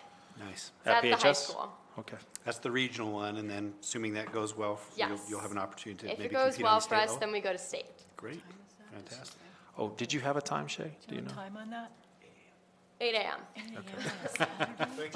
Jackson knows too. All right, Jackson. So like Shay said, there was state for all of the fall season sports, and swim obviously did pretty well. Flag football did well. I'm not sure Badminton how did well, right? Badminton did well, and then I think our girls golf team did really well as well. And then we had winter sports start. We just played our first boys basketball game. The girls have had a couple games, and wrestling has had a couple scrimmages, but nothing major. And then Matt Force has been having some of the students from the high school go to the elementary schools and do their presentations to help kids make healthy choices, and that's just been really fun to do. So, yeah. Nice. Well done. I'll piggyback on that really quick. One of the things that Jackson mentioned, you were discussing earlier, you received some feedback from the community about wrestling coach and direction might go there. If you were to, I was able to drop by a bit of a practice with Mr. Neal, whatever, a week ago, something like that. I've never seen the likes. It was great. What they've got going on is spectacular. We did land on our feet there, absolutely. And I appreciate your feedback for the community and listening to them, and then your trust in us to try to do the best we could. We don't always have, great options for everything that we're looking at, but we were fortunate, I think, right, to have some good options, and I think Mr. Neely and Mrs. Townsend and their committee made some really good choices there that are going to benefit kids this year and in the future as well. Pretty neat. Excellent. Great. Thanks for mentioning that. All right. I'll move on to item 6B, community comments. Brett? Just a couple this month. I've had a number of conversations about the bond and override, and anytime patient says, I can't find a doctor in this community, I use that segue, and I'm learning how to prepare my message. It's been, it's a little mixed message, but with hands in the mouth, I got a different opportunity than the rest of you. So I've got a stage there that I got to figure out how to get my talking points just right. And the first time I get bit or somebody gets really upset with me, I'll probably change my tune there. But so far it's going well, and I appreciate the information that we keep getting, and it's helping me to kind of form my response to people. So we have a great opportunity here. I talked to one husband of one of our teachers who doesn't like the new grading system. So I don't know if that feedback is general, or it'd be interesting to know whether lots of teachers are feeling that way, or just if this is just a one-off. But I've only had one person mention that to me. And then I had a couple of community members reach out to me about the drama department and not being able to do the spring musical this year. And I probably need to get with Mr. Neely so I have a better response to them. But I know I mentioned it to Superintendent Tenney, but I don't really feel like I have a great understanding of how to respond, or how to maybe just direct them to Mr. Neely and use the chain of command, or what's the word you'd like? Communication matrix, whatever you want. Communication matrix. Maybe that would be a great way to start. Did we work our way through that? I think we did we not? Well, 'Cause I didn't did get that everybody email. wake up this morning thinking, I love every aspect of the drama program for the first time in the history of a drama program at any high school? Probably not. But are most of the people who had serious concerns about not having performance opportunities in the spring, have they come around to seeing, actually, there are performance opportunities planned? Yeah, and I think it's mostly dying down. I believe I sent something to board members with a little bit of a follow-up on that. And if you've got additional questions, don't hesitate in this forum or offline or with Adam. I'm sure he's got better, more direct information than me even. I tried to address it to the extent I could in that email. And if you've got additional questions, please do ask. I didn't see that email. Do you know when you sent it? So I'm sure I just missed it. A week ago, maybe 10 days ago, about a week ago. Look one more time. If you don't, it is. I've been in Brazil for the last 11 days. Got home late last night, so I have some catch up to do. Great. Yeah, probably in your box. Awesome. All right, Jen. I'd say mine was also general bond and override kind of conversations that were good, and then of course the same drama stuff, but Mr. Neely and Mr. Tenney both got back to me, so it was good. They seem content, so. That's good. Candy. Same things. Just one other interaction I had actually this afternoon with a parent he's a parent of elementary students, but we do some work together at PHS, and just as we leave every week, we kind of debrief on what we've done with the kids, and how these kids just amaze us every time. And I think the comment that came up was, there just aren't bad kids here. So that was really pretty gratifying because, That should go on a t-shirt. it should. I mean, it was just, it was really gratifying to hear that like, we don't see the problems, even from the kids that aren't your high flyers. I mean, I know there are problems every day in class and whatnot. Don't get me wrong, I'm not looking at it with rose-colored glasses, but we're not seeing a lot of destruction, a lot of terrible things happening in our schools. And I just want to be grateful for that. And that feedback coming from parents is really good. That's great. Can I really quickly piggyback on that? Is that all right? I don't want to extend things out too long. You've probably seen Tom Horn in the news recently talking about the 1,000 teachers that have left the profession in Arizona over the last year. That's a lot. I mean, we didn't have that many to lose, and a lot of people have just decided they're not going to teach in Arizona anymore. And Tom Horn has said there's two primary reasons for that. One, teachers don't get paid enough. I could probably count on one hand the number of things that Tom Horn has said in the last few years that I agree 100% with, but that's one of them. Teachers do not get paid enough.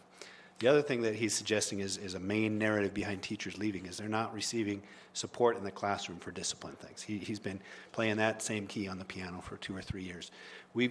Our principals send out surveys every year, a couple of times a year, about how are you feeling about the leadership in the school. And one of the questions is specific to that, and the data we get on that is super strong. Our teachers are feeling very supported. part of what you're talking about, Andy, is we get great kids from great families. You're 100% right. But part of that is we have a really good culture in our schools. Yes. And teachers who deal with that well, and support from principals and whatnot. So when Tom Horn says that's happening everywhere and that's why teachers leaving, I can't speak to other places, I really can't. But we've got data that refutes that here in Prescott. And you're right, we've got great kids, and it's a team effort. It's great parents and great teachers and everybody, and volunteers. We're in schools helping people. Love Yeah, it. and not to leave out what our teachers are doing. and Oh, our for staff. sure. I No, mean, no, no, no. Yeah. absolutely. That's a huge part of it. But Yeah. it helps create these good environments where Yes. children feel that they can be themselves and be successful, whatever that success story is for them. Right, absolutely. Well, thanks for that. Sorry, thank you. So Mr. Horn does play a really good piano. Okay. Were you aware of that? When you I know said he that? plays one note really well. He does play a good piano. I only had one community member, I think you got the same email that I got about what we're going to do about academic achievement in this district. And I think a lot of it had to do with phonics, and I'm pretty up on what we're doing with phonics right now. So I did have a conversation, and I think it went pretty well. I was happy with the report. Kelsey helped me out a bit there too. So I think it went all right. So I don't know if any of the rest of you responded to that email, but I think we've got it covered. I've found personally responding to that community member to be not as fruitful as I've hoped. However, I would love for the board and the public to hear more about what we're doing in terms of phonics training. Is that That's what something you'd like to Well, I hear was actually from going to Kelsey? suggest that, and perhaps when we get to for future items. I love that. Okay, Because we cool. could actually maybe get Sarah from Taylor Hicks involved, because she's dynamite. So I thought that might be, I don't know if anyone would come to listen to a presentation on phonics, but it's pretty. Well, there's it's some great pretty things that we're amazing. helping train our teachers to do. That and will some- come, okay. Yeah, I'd love So to we hear are more. doing what we need to be doing, and it's successful. The only other item that I had was I had a parent just ask a question about, what is this, going from A, B to Oh, yeah. 1, 2, 3, and I was like, well, that's what it was when we were in high school, and, it kind of changes, and they kind of questioned it, and then, and these are parents of just high achieving, one recent PHS grad, one in the high school and one in 6th grade, and very involved. And I just asked the question, well, did you go to your parent-teacher conference? And their response was no. And so my response was, from a parent, what I received from my own kid's parent-teacher conference was super enlightening about how we're doing the formative assessments and how the reteaches. And it just changed their tune. Like, oh, maybe I should get a little bit more information about it. So anyway, and great people, but just like, oh, dang it. It's not about change. Sometimes it's hard, but doggone it, it was a good change. So, all right. Well, I think over the year, I know when I was teaching, we did a parent-teacher conference with every single parent at the elementary level, whether their kids were high flyers or struggling a little bit. And I think we've moved away from that a little bit in that it's more volunteer. Does the parent want to come to a conference? Would you say that's true, Kelsey? I think most With- K-4 are trying to meet with every Yeah, single parent, I which is think that's easier for them very to do important. because they have anywhere between 25 and 30 students. Oh, yeah, When you no. get to Granite Mountain It's and different. up, It's they a have a different lot more story. Yep. students, so they are prioritizing, but also leaving times available for parents to sign up. So anybody has a chance to participate who wants to, but I think you're right. When they sit down with the teacher and actually hear all those pieces, it does give them kind of the full picture. Yeah, awesome. Great, all right, so we'll move on to item 7A, consent agenda. Do we have any items we want to highlight or poll? I have one I'd like to highlight, and that would be 7A2, Okay. approving the donations. Okay, any other items? Okay, then we'll take a motion to approve the consent agenda minus item 7A2. I'll make that motion. We have a motion, do I have a second? I'll second. Motion second, all in favor, say aye. Aye. Aye. Any opposed? Hearing none. All right, item 7A2. All right, Jane. I would just like to individually thank our donators from this past month.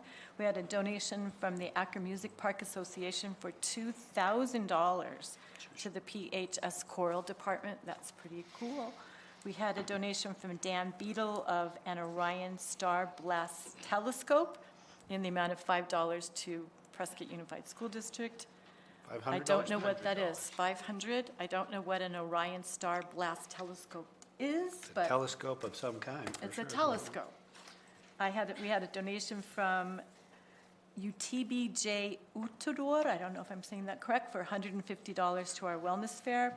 Diane Ryan gave us a donation of $100 to the science department at the high school. That's cool. And we had a donation from the New York Life Foundation in the amount of $3,000 for, and again, I don't know what this is exactly, NYLGSS1 grant. Anybody know what that is? New York Life is the Yeah, NYL. it's a big,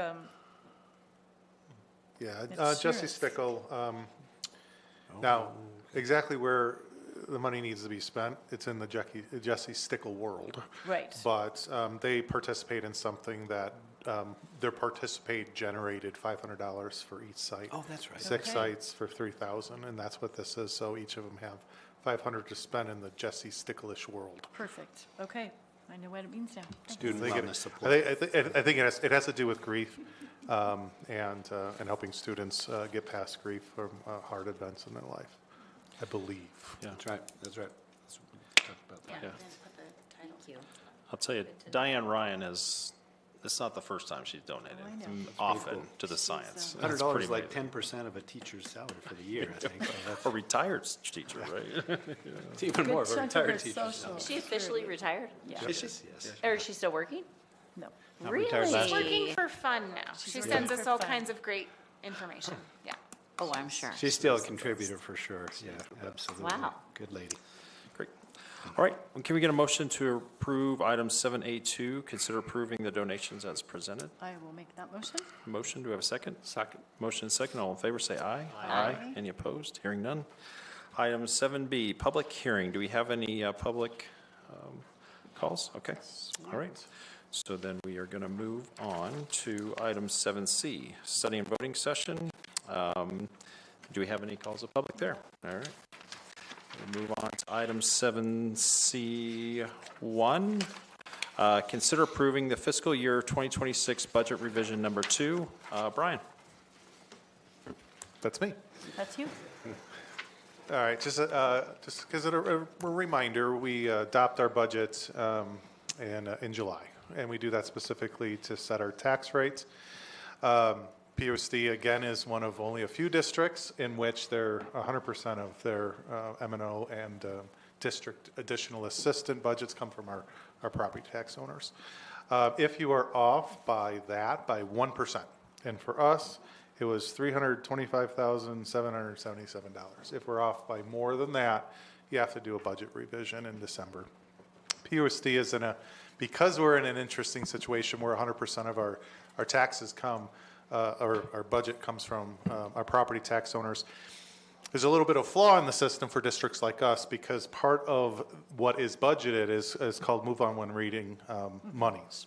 And that is not allocated to the district until late November, sometimes December, and last year it went into January. And so we have to have that in our budget in July because we have to have taxed dollars to fund that. But when the state calculates how much we should have, they don't include it.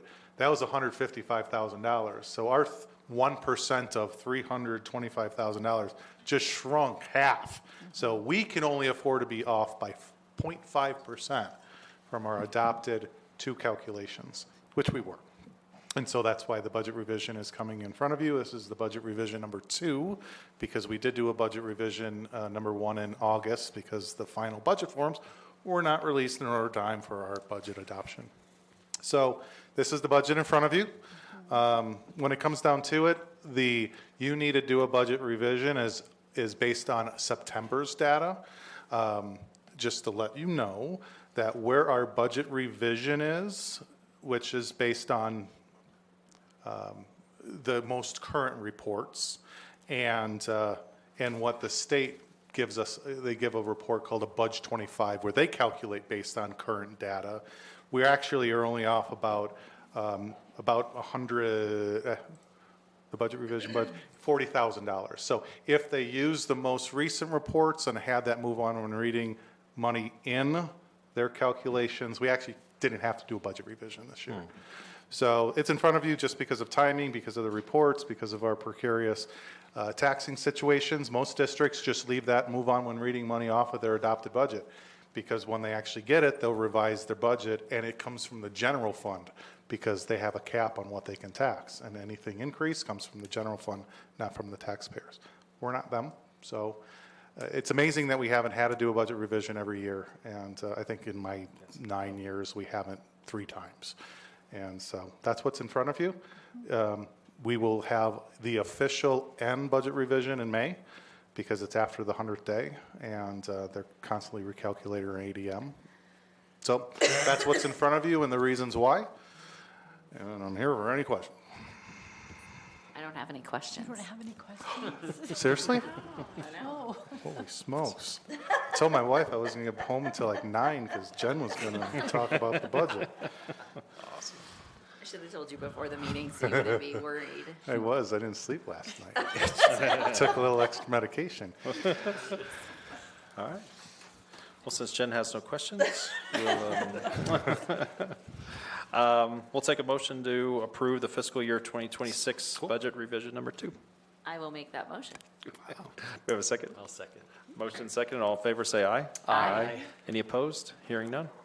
Item 7C2, consider approving the 2026 schedule for the governing board meeting dates. Clerk. Okay, super. So in our December, it's December already, can you believe it? In our December meeting of each year, we take a look at the dates that we're planning to meet for the next year. This, of course, if there's a conflict that comes up that we know of partway through the year, you can always make a change to this, but we want to get this information out to the public as soon as we can. Generally speaking, you've chosen to meet on the first Tuesday of the month. The exceptions to that would be if we're just coming off a holiday, if we're still in a holiday, this will be the case for the first Tuesday in January. You can see we're there the 13th. I think that's the case as well, maybe for one of the breaks, maybe for, oh, maybe not. No, it's not the case this year. Okay, great, great. And then we do things differently in June and sometimes July, but we won't be in July in this case. In June, just because of when the budget needs to be approved the first time and the second time, right? We've talked about this in the past. If you've got questions about that, Brian can give you even more specifics. But there needs to be, 10 days in between first approval and second approval, so we need to have 2 board meetings that are at least that far apart, but we need to have the first one be as late as possible because the legislature in recent years has not been approving a state budget, which then sets our budget until sometimes into the middle of June. And once they do that, then Brian has to start on the calculations based on your conceptual budget approval that you would have done probably back in March. That gets the gears rolling for the figures and filling things out. Anyhow, long story short, those are the dates that we've got there before you. If you got any questions or any what's the word I'm looking for? Recommendations for change. Oh, the other one, thanks. I saw November, right? You'd asked to try to avoid Election Day as a board meeting. That'd be the first Tuesday in November, so this is the second Tuesday in November. So questions about any of that?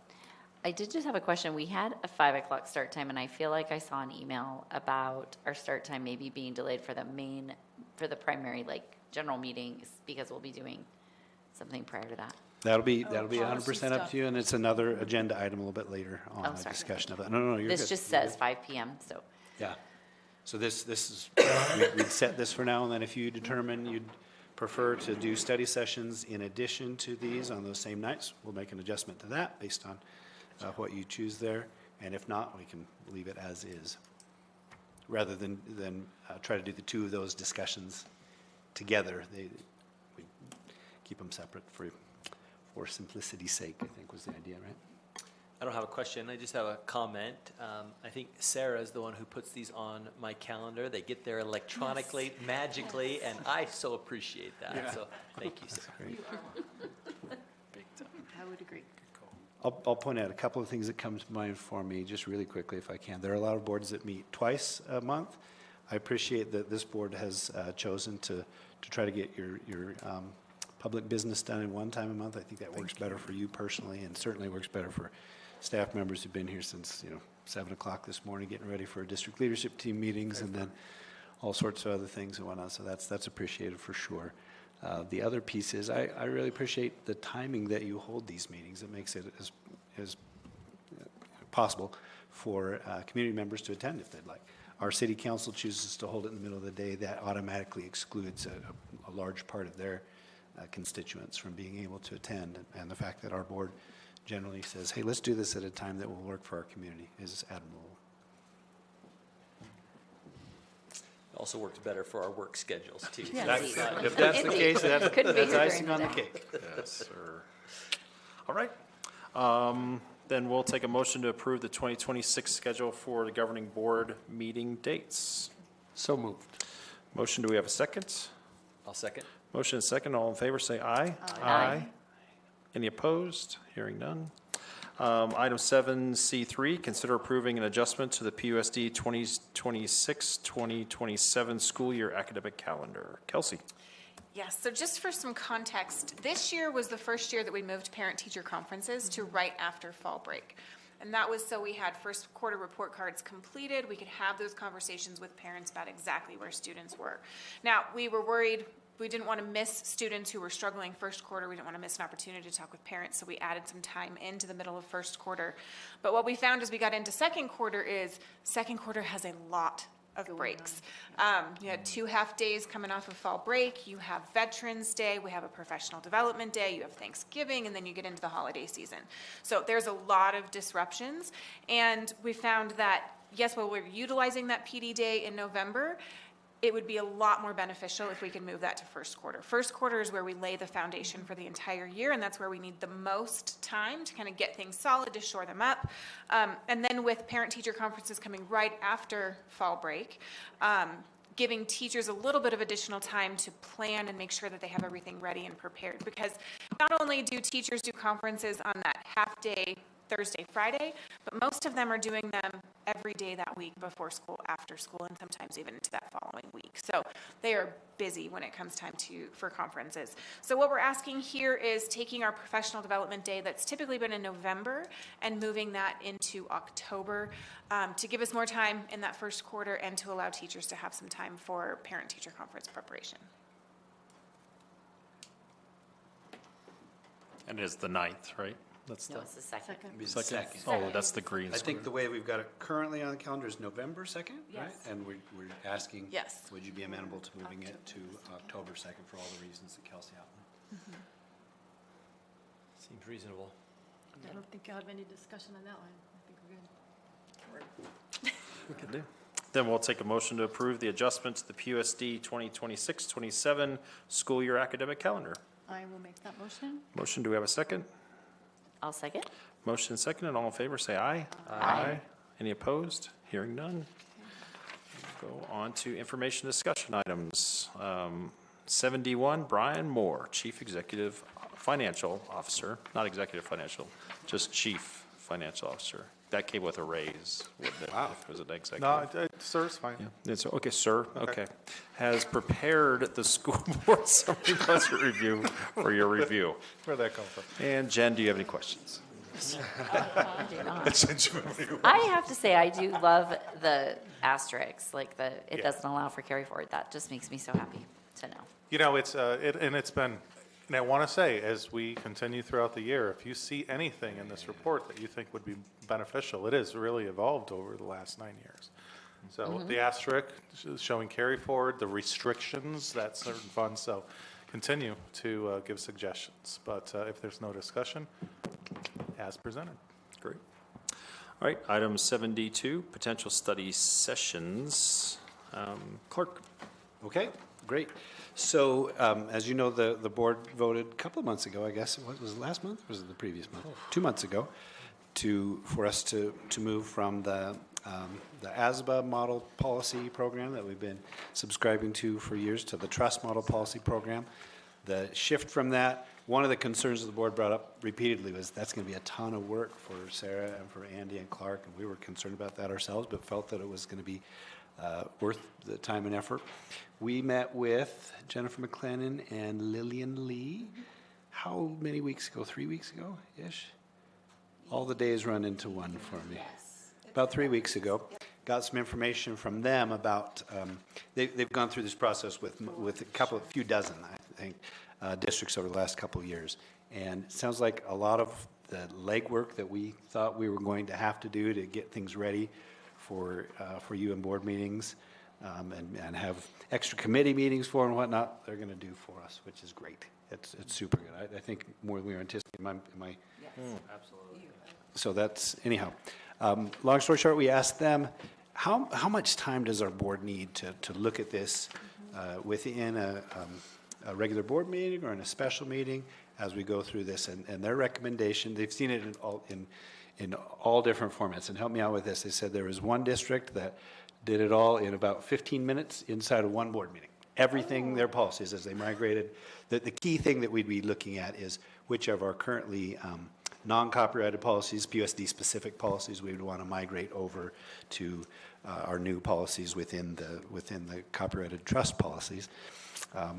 So one district did that in 15 minutes.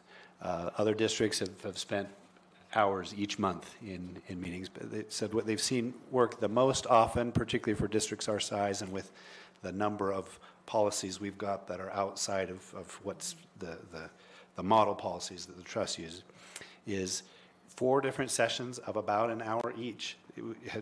They've seen give boards plenty of time to ask questions, discuss, well, do we want to move this over as is? Do we want to make a little adjustment to that, et cetera? And there's 6 different sections now? They talked about doing 2 in the first month, something? 1 and 2, Yeah, help out. 3, 4, and 5.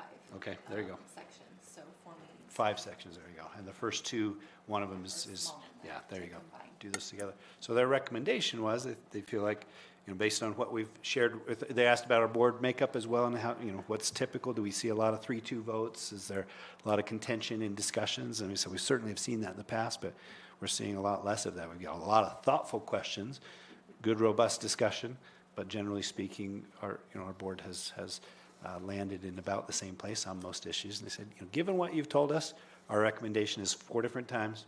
And so taking that into account, we thought maybe one good way to try to honor your time would be to try to do it the same evening as our regular board meetings. We can do it a number of different ways. We can hold special meetings the 3rd Thursday of every month from noon to 1 if you'd like. But we thought, given your schedules and what we know of your preferences, and correct us if we're wrong for sure, maybe doing that prior to our board meeting, not pushing the start of our regular board meeting back too far, so we're still accommodating the public appropriately and not getting out of here at 9 o'clock if we have a more weighty agenda. But if we went from 4:30 to 5:30, that should give it 4 different months, January, February, March, April. That should give us the time that our partners at the trust are saying you would need to ask questions and whatnot. We can certainly extend that or adjust that if we need to, but planning on that as the template is our recommendation. You have questions about any of that or thoughts? I just would like to hear from the 3 of you. Yeah. My time's a little more flexible. What's the most workable for you if we wanted to have all 5 board members involved in looking at what we talked about? Do we think it's going to be an hour, you think? Yeah. You'd have to get at 4:30. Again, there's some districts that have spent 50 hours on this total, and some districts have spent 15 minutes, but they said what they've seen, given what they know of our dynamics, their best guess is we'd be able to do that in 4 one-hour sessions. That works for me. Does it work for you? It works for me. I can leave work at I can be flexible. Yeah. It's kind of up to Stan. I feel like you have the hardest schedule. No. to And work thank in you. patients. I can make it a point to break away and get here by 4:30, so. There's lots of permutations. We could start it at 5 and go to 6, and then start a board meeting at 6. We got here later. We could do it on a different day. We could do it all at once in one long I'd like to day do if it you the same want. night, and it works best for me, and it's only 4 times that Right. we're starting at 4:30, right? Are we gonna, Yeah. do you have another book for us after No, we're no. done with this? That was part of the thinking of trying to wrap this up Yeah, today, was sure. to give ourselves that flexibility, so. So, I like it the same day too. I like It's it. easier than trying to fit another meeting in. Does that work for our student down at the end, if you even care to get in on this? Yep. Yeah. Because you really want to see what policies we're moving over. Policy review is very exciting. Okay, Honestly, that you might find some of your most beneficial input I would- from our Uh-huh. students Probably. in Point those blank. discussions. I mean, Jackson, you have practice, or how does that work on Tuesdays? Practice will usually get out at 3:30. Today we just got held a little late, But if I need to, I can tell my coach that I need to take off 30 minutes early or something. Yeah. What'd you do wrong? What did you do?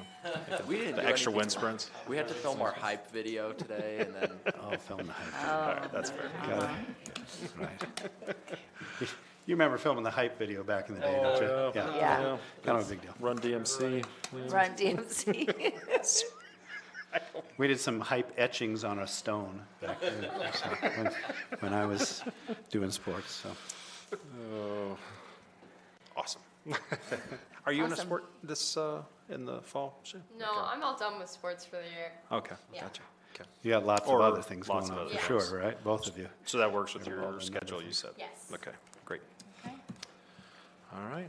So that's okay, you can give us Are we administrative. going to start that January? We'd start that in January. If you want to give us administrative direction to do that, we'll schedule things in that fashion, including. There we go. Thank you. That's great. Awesome. All right, great. Then they're planning to join us, yes? They'll Jennifer join and/or us Lillian. virtually, and so it's a study session only. Yeah, yeah. So we'll go upstairs in the Inspiration Lab, where we have the big interactive panel, and it'll be Jen and Lillian that will meet with us. It is open to the Still- public. yeah, still open to the public. So the public is welcome to come up there as well, but it's just more technologically. Yeah. Easier up there. There you go. All right, then we'll move on to item 7D3, bond and override discussion. Mr. Denny. Okay, super. Well, I appreciated the kind feedback about the meeting that we had. I tried to go out of my way to get a broad range of community members at your advice, not just people who would cheerlead for us and say, yeah, let's do 15%, let's do $50 million, kind of thing, because it's unlikely if we get only cheerleaders in the room advising you, right? You want an advisory committee that's going to match the electorate. And I feel like we did get a pretty good range. Most of the folks who RSVP'd no to me were people kind of in the farther right of the political spectrum, unfortunately, so we had underrepresentation there in my mind. Really? But, yeah. Wow. Yeah, I thought but- we had good representation I on thought we that had end. a really good. personally. Okay, I think well, there's some that's key good feedback. people that were invited, that were not able to join us, that maybe would have had a different perspective. Really? And Yeah. possibly went on and did this. I asked a People who couple of weren't at county the meeting. supervisors, for instance, to join us, one who's been the head of the Citizens Tax Committee in the Okay. past, one who ran for our board in the past and was kind of an antagonist and whatnot, and they just said, I can't make it. But did reach out to them at, at your recommendation, so. But you're right, we had a fairly good representation of different perspectives, I think, in the room, and so that was good. Did yeah, we please. have anybody who wasn't invited who showed up? We sure did, yes, How many? one. Just one. Just one. You could probably guess who that might be, Yeah. actually. And I. It doesn't mean that person wasn't welcome to be there. Yeah, We, for sure. we Yeah. went And to we the. want those voices. We too, went to the right? extent of asking that person to participate, which wouldn't be typical, right? In a session where people weren't invited, but there's one person, and here's another voice that, doesn't necessarily always mesh with the majority of feedback that you get from other folks, so. Did we have a board member at that table? We did not have a board member at that I would table. love to have. No, I don't. We had a longtime leader, a former PUSD teacher, longtime lead, Jenna James was at that table. Rebecca Horniman was Rebecca at that Horniman, too. table. Who else was at that Yeah. table? Jeanette Ann Oh, Jeanette Bray, yeah, and one of our great principals. So, yeah, there's robust conversation there, for sure. Emery DiCarlo, yeah, who's attended our board meeting several times in the past and asked us some good questions. And the last time that Kelsey and I visited with her, we left it at, hey, if we have things in the future and we want some community input, would you be willing to have us reach out to you? And she said, sure. So we specifically asked her to be there, and that was great. I'm confident she probably reached out to the one person who came who wasn't on the invited list. I had somebody ask me, tell me about inviting that person. Are you playing like some kind of 4D chess that I don't no, that person came of their own accord. But we were, willing enough to integrate that person in the full discussion and ask for their feedback as well.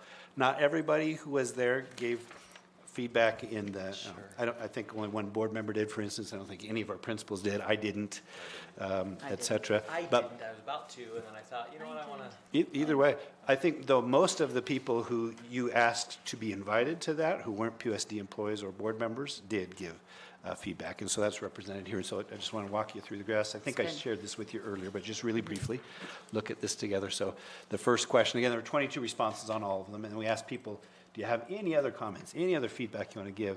And usually when we do that on a survey with like parents or whatnot, we'll get 300 people giving all kinds. There are only 5 real brief comments to process. So those are at the bottom as well. The first question was, is this a good idea? Or should we be doing this?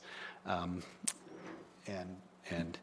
everybody, well, and then we ask, within that, is it the right time to go for a bond only, an override only, or a bond and an override, or neither?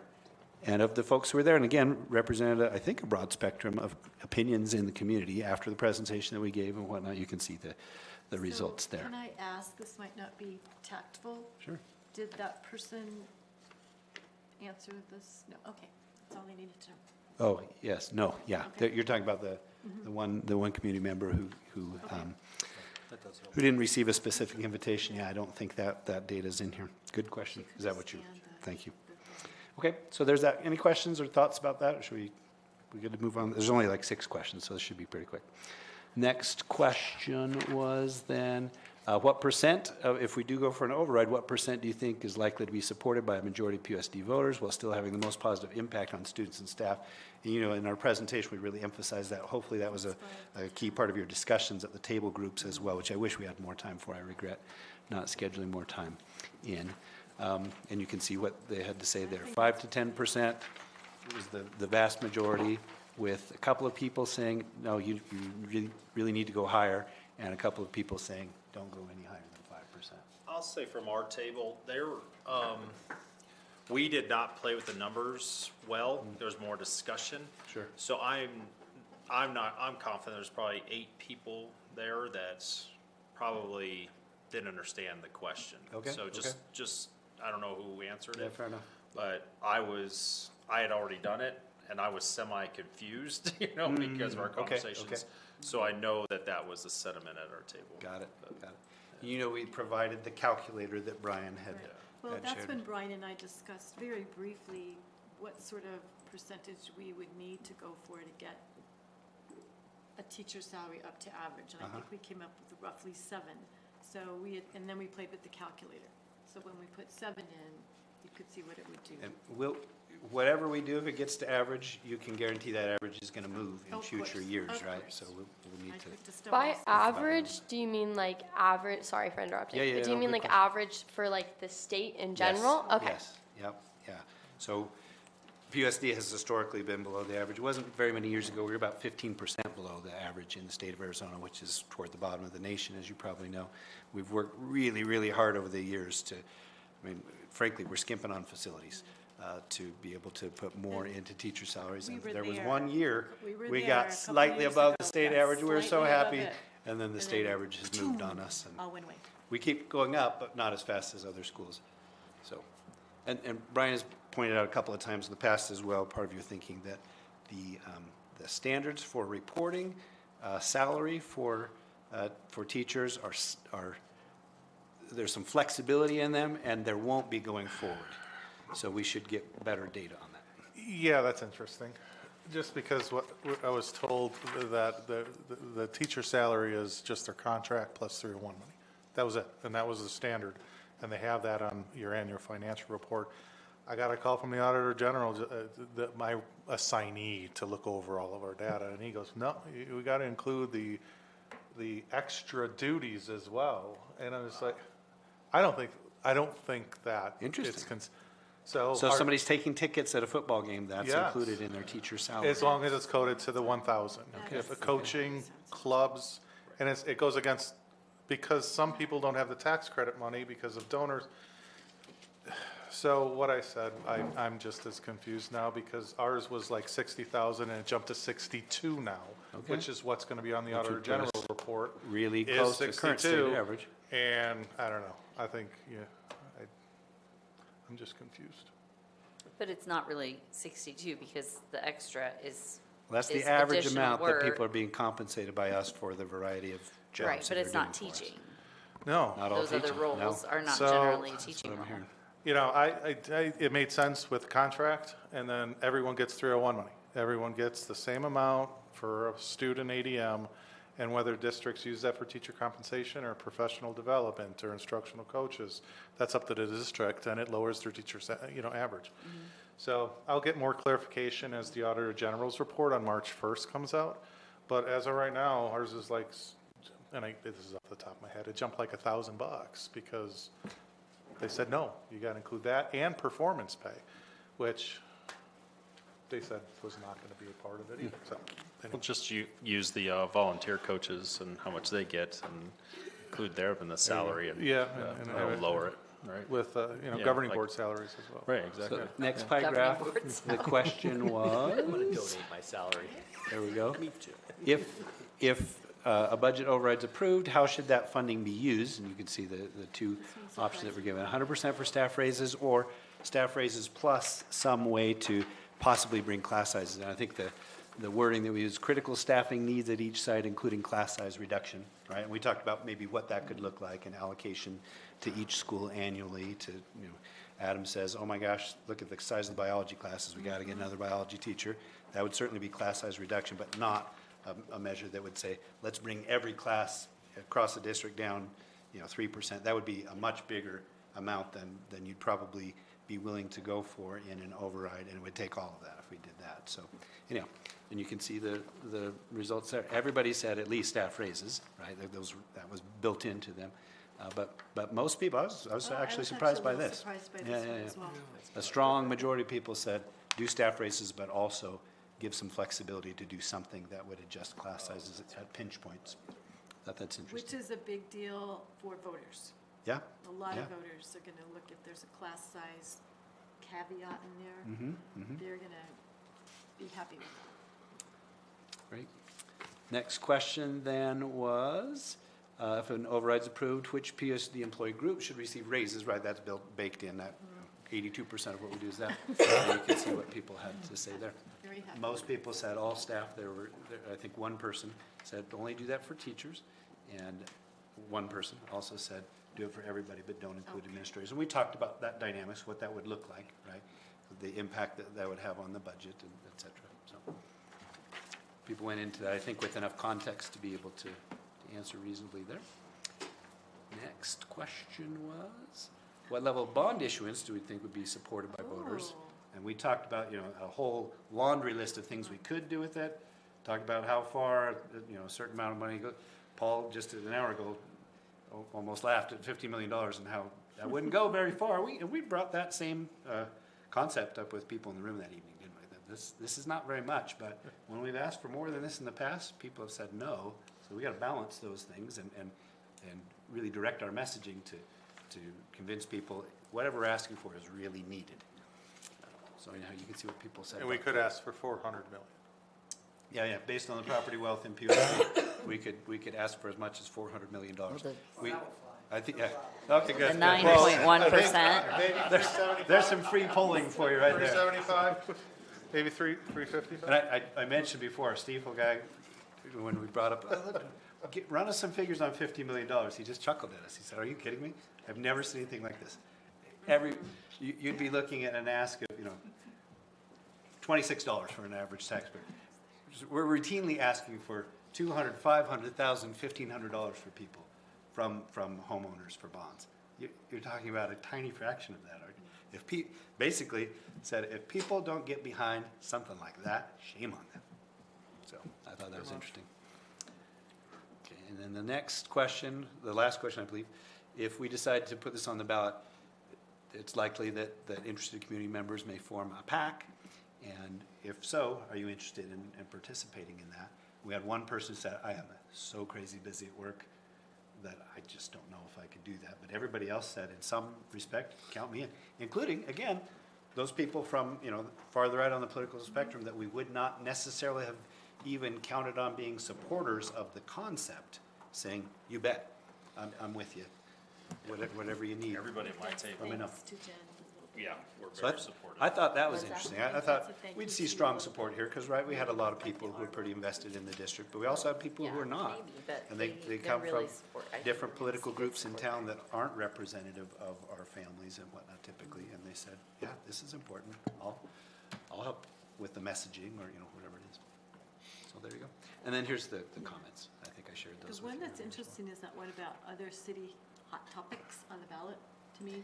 Yeah, I know so that that's the one thing that college is did not come gonna up. go for anything on this coming ballot. No, Right. and have we heard about the jail? No. Any confirmation there? No, it was Pat that brought it up, right? No, it was Leslie that Oh. mentioned it to me, that it was something that the county was considering. It was the county manager, though, that is no longer with the county, that was really supporting that and kind of moving that forward. So she wasn't sure if that was still a thing, but I haven't had a chance to check in with her, so I need to find out if that's still a consideration, that We talked there about might it be at our jail. Yeah, that was. It is super important. Paul brought this up just an hour ago as well, right? You got to look at what else is on the ballot and how that impacts voters looking at your They- ballot measure. What's his name? Dave Rhodes. No, at my table, he was, Pat Kirkendall? Pat Kirkendall.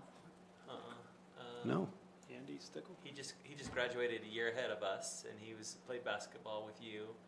And, Oh, John Brambilla? John Brambilla. John Brambilla. Yeah. Yeah, that's He suspects that they'll ask for a jail tax. Okay.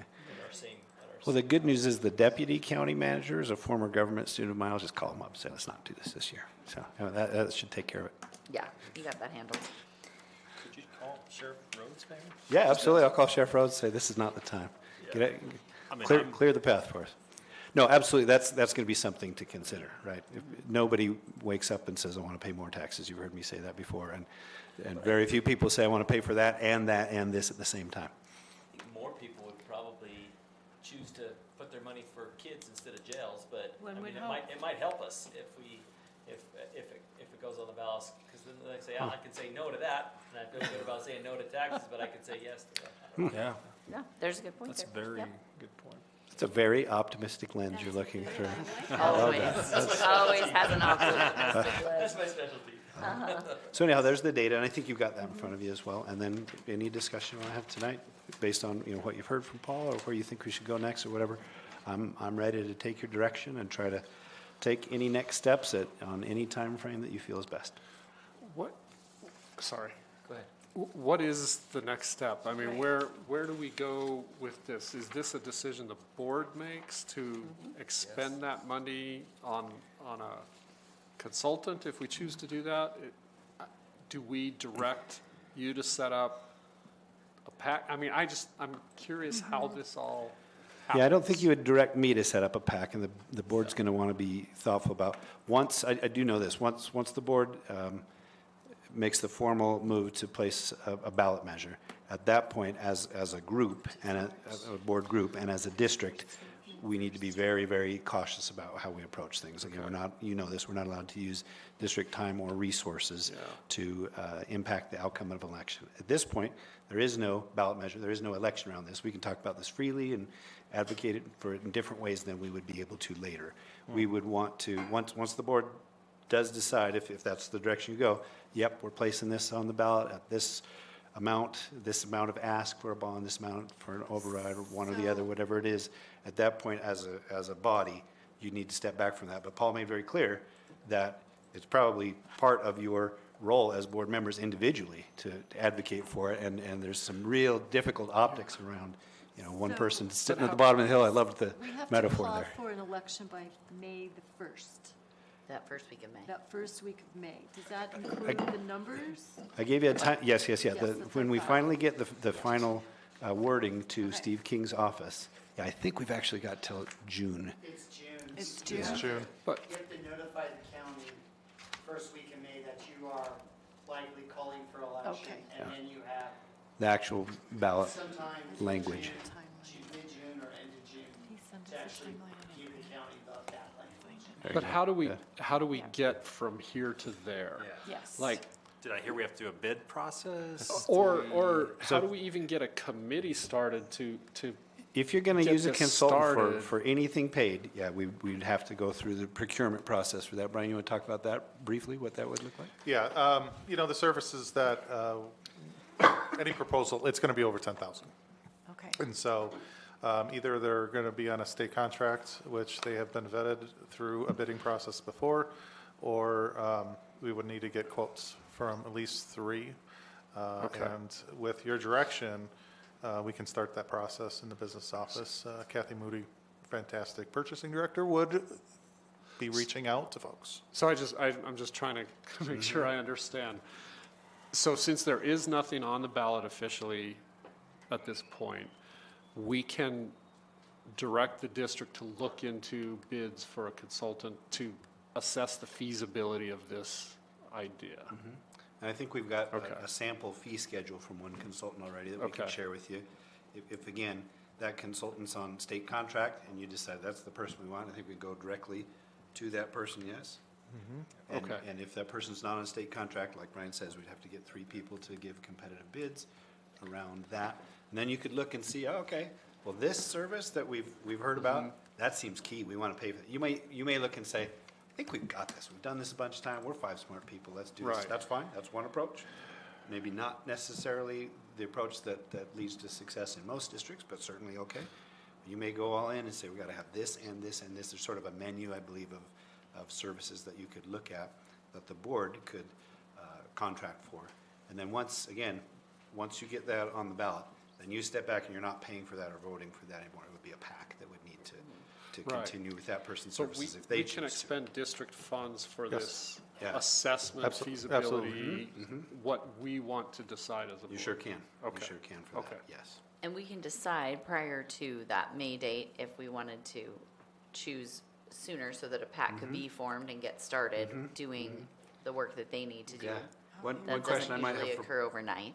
One question you might want to ask Paul, he's still here, is there an advantage to waiting until May? Is there a disadvantage to doing that in January, for instance? That's probably premature, but is that a question that you would like to have answered?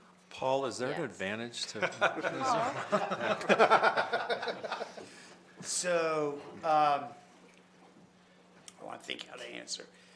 The more time the PAC has to go out and build do community outreach. So build support, and that's votes and money, okay, the better off you are.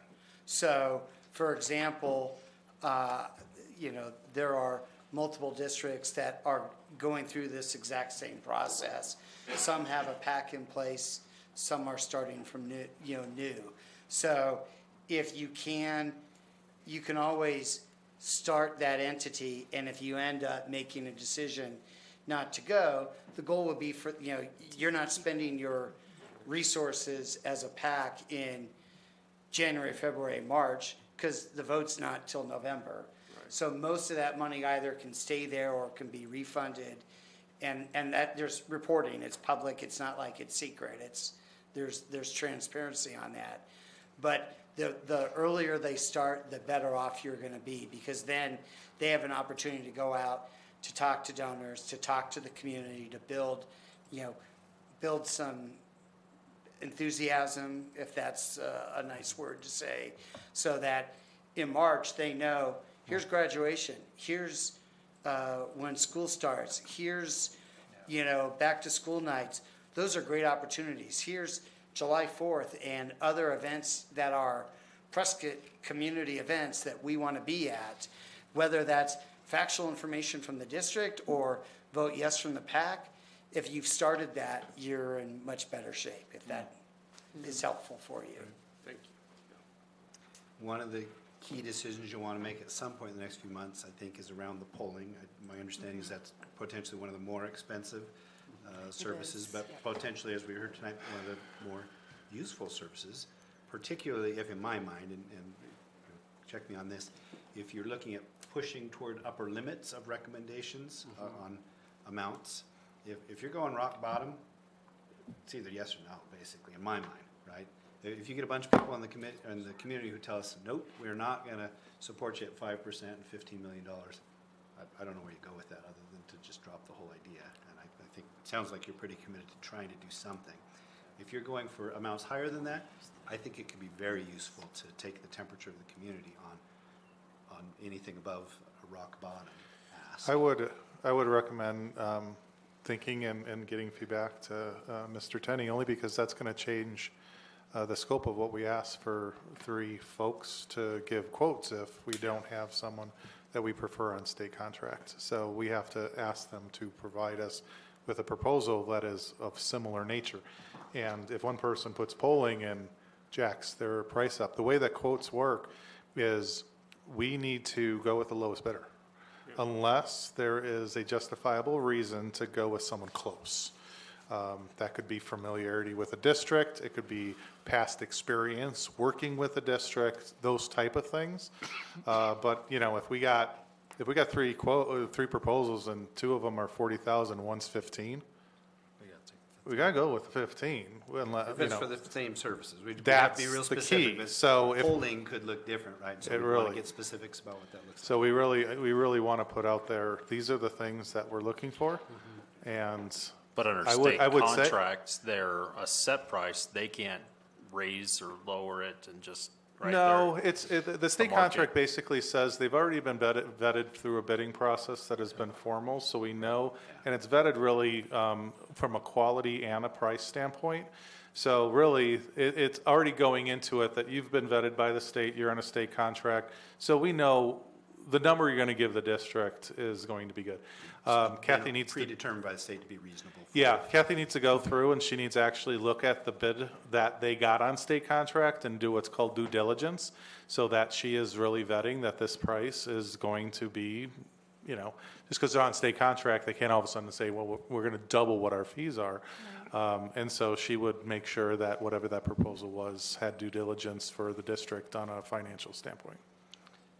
So that's a decision at some point you'll need to make, and I'd recommend discussing and deciding on that, you know, in the near future, if you can, on if you're going to do polling, and then based on that polling, and/or what you've already got from your advisory committee, determining amounts that you're asking for, and then we can really start rolling from there. Once you do that, we can notice Steve King that, and it could be in January or February. You could notice Steve King, hey, we're looking to place ballot measures.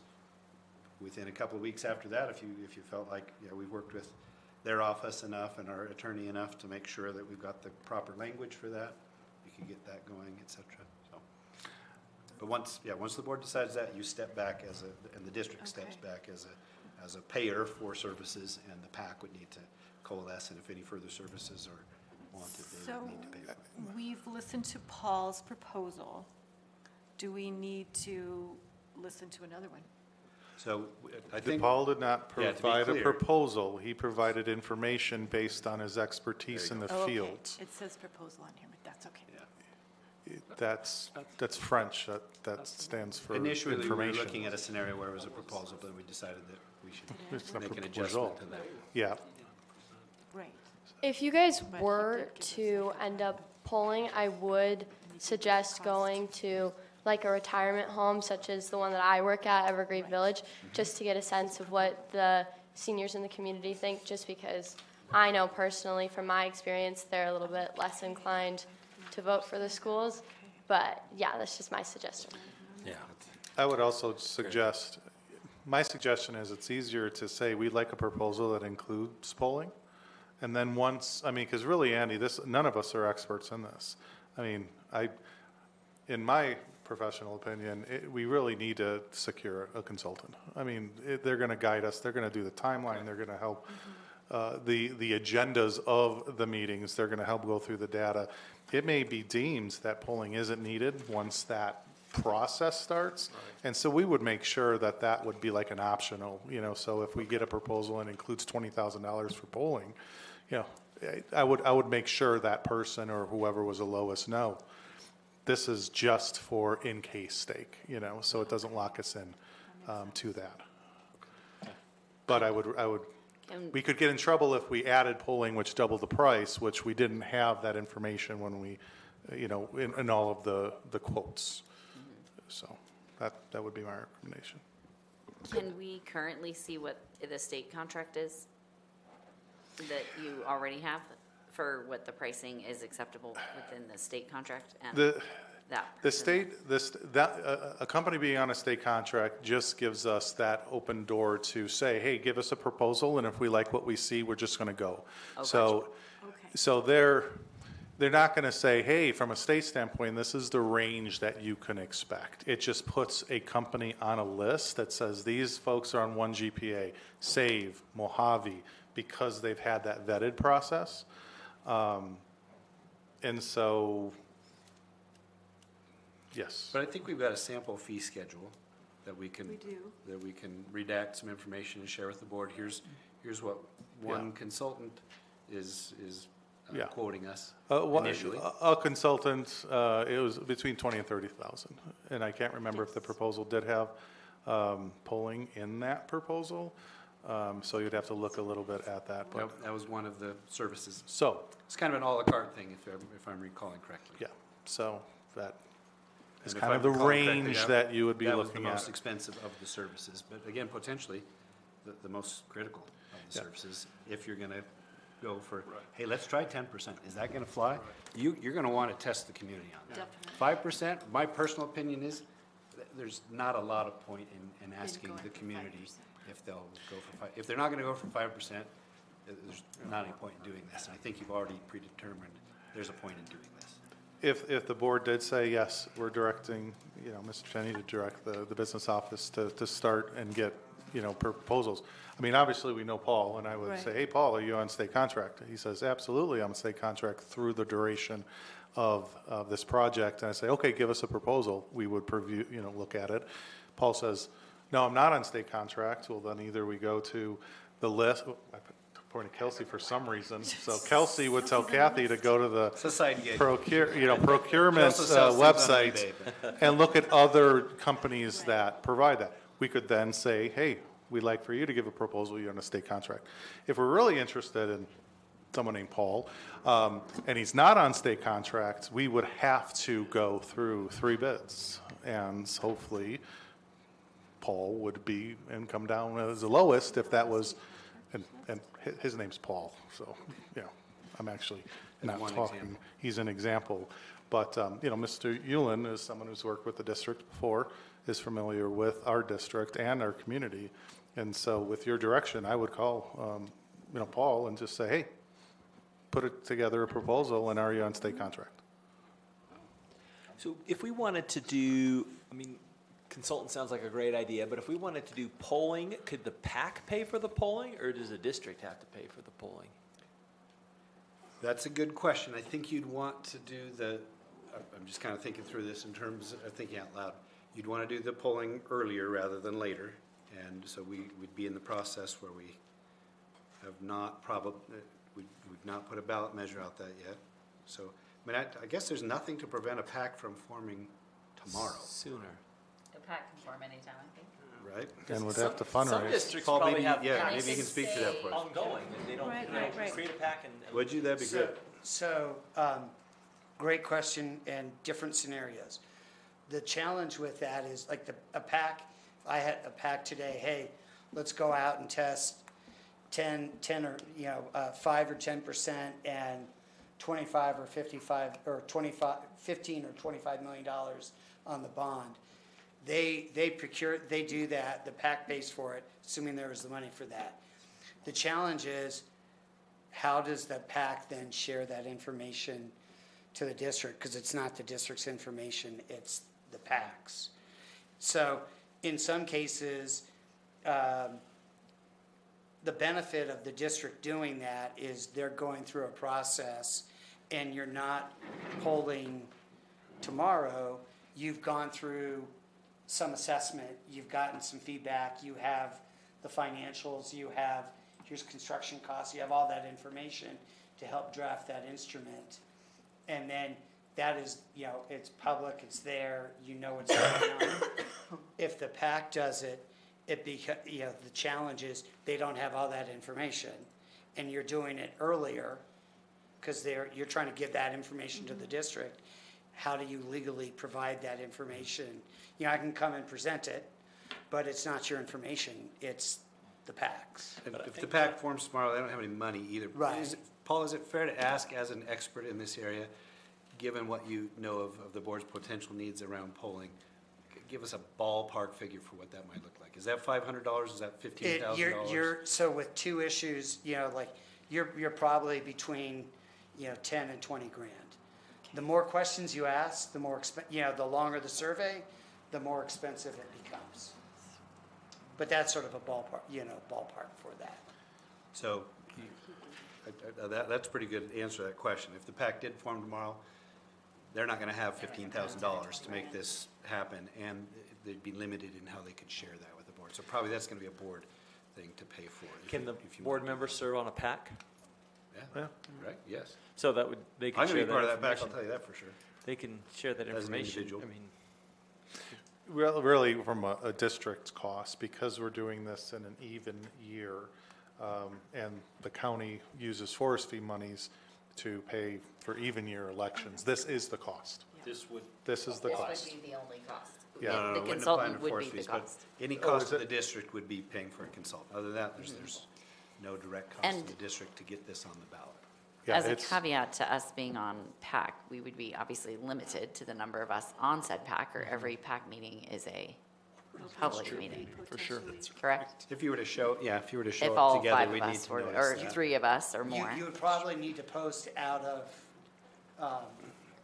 cautious, to be cautious, because you're not discussing, it's not a board meeting, it's not board action, board items are not being discussed, but you would probably, as a courtesy, like, I'm sure when you go to law conference or ASBA conference, you post board member, we might have a quorum, but they're not discussing board items. That's You exactly would it. She probably does do it the all the same time, thing. yeah.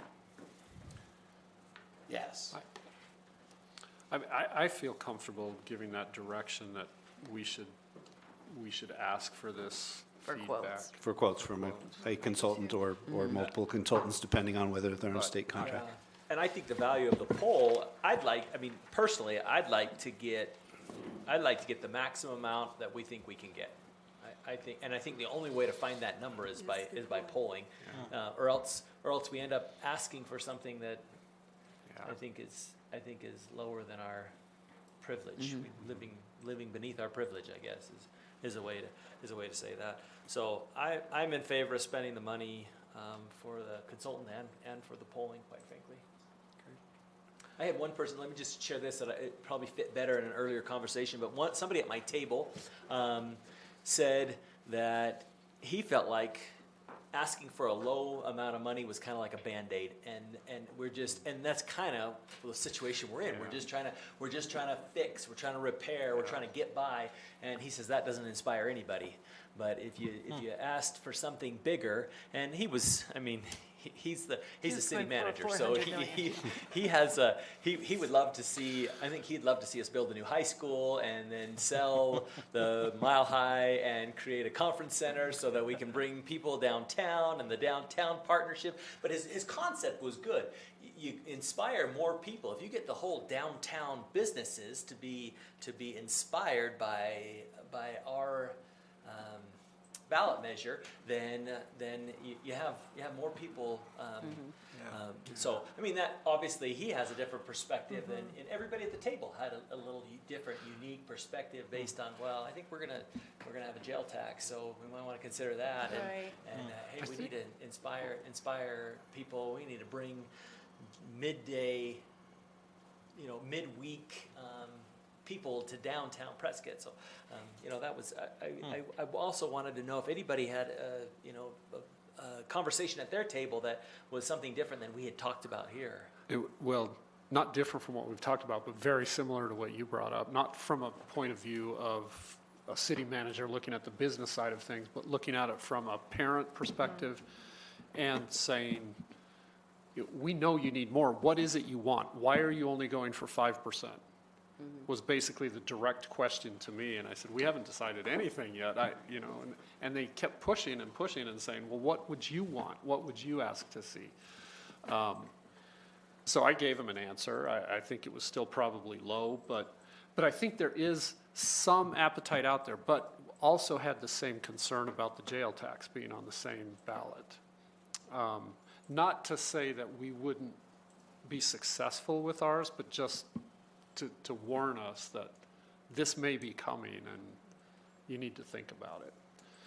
So these are current parents, parents of alums, alums themselves that were saying this to me, that like, and from the very far conservative side of the spectrum saying, this, But we need don't this. we don't have the voice of the retirees who's moved to Prescott in the last, 3 I to 7 didn't have years. that. And that, that's a cohort that Yeah. we Right. probably don't have their voice and we don't know what they're We saying. also So don't have the the polling voice. might be, Yeah. might be. If you're going to shoot for the moon, We I agree, also- you need to figure out where the moon is. Also don't have a voice from Save the Dells. And They've expressed disinterest in being involved in this in any way. I'm aware, however, they're always very interested in the elections and have a lot of influence over them, apparently, as we've seen in recent years. And so I think that, I thought I had some decent strings there, and I pulled them pretty hard, and I was rejected. yeah. Yeah, I know, that's a bummer. Is it a no, or just? No, it's a, we're It's focused not in our on, wheelhouse. they say it's not in their wheel, they say their wheelhouse is just acquiring open space, but Jen's right, their actions have gone expanded. well beyond that Yes. recently. When One it of them's a comes to former property educator. I thought Mm-hmm. I would be able to play that card, and he just said, no, we're focused on water and land and whatnot, good luck to you. So, Yeah, it'd just be good to capture that in a poll if we were to Yeah. poll, is to make sure there's some, at least individual people who are involved in various organizations. So we know kind of where they stand. I'd like to give direction, but I would rather do it in the form of a state contract, to be honest with you, rather than bid. Just familiarity with how secure it is going under state contract. You can get bids, and someone can come lowball, and you may get a lowball service, and that would be my concern. And the state contract protects us kind of for that, because again, they've been vetted. So That's why we have them. That's why we have a Is there always purchasing only director. one option in state contract, or could there be more than one person who has a straight state contract? There's an AZ purchasing site that we prescribe to, that Kathy uses you put in a general area of interest, and it'll say from a state standpoint who else on a state contract currently. Gotcha. So as a board, do we have a say in the who we choose then? Or is that something we need to bring to a vote so we can look at it? Or is it everything that we want on the list? Or do we give you direction to find somebody that best suits us and then I that we would say approve the yes. contract? I would say yes. If you That's want to make it a vote, I mean, there really is, there's very little wiggle room when it comes to the proposal, the Yeah. 3 bid. I mean, I would say Yeah. 10% leeway if there was a second person that we really were interested in, they came in second, and they were within 10% of that lowest. I would actually call our auditor and say, here's our reasons and justifications for not going with the lowest. Would you agree? Because procurement is just a sticky thing that the Auditor General looks at, and it has been that way for the last 6 years, ever since district and down south got in trouble. So it would really be an administrative thing that we would be going through, and if the board wanted to have an official recommendation, and we can discuss why, but there'd be very little wiggle room if it was a bid, a quote. as long as we're within those parameters, I'd be very open to having you make that decision. Typically, if we're buying a bunch of desks, we don't bring that to you and say, hey, which company should we? But something like this, absolutely, I'd be very, very interested in your voice on that. And my preference would be to have you make the final decision, again, as long as it, is within those guidelines that Brian just shared. When's our January board meeting? 13th. The 13th. I would have asked Paul, if we didn't secure a consultant until the middle of January, knowing that we're going to be going. You're fine on that timeline. Okay. So we could bring Okay. a presentation of our work, given there's Christmas in there, break and all Yeah, that, but. right.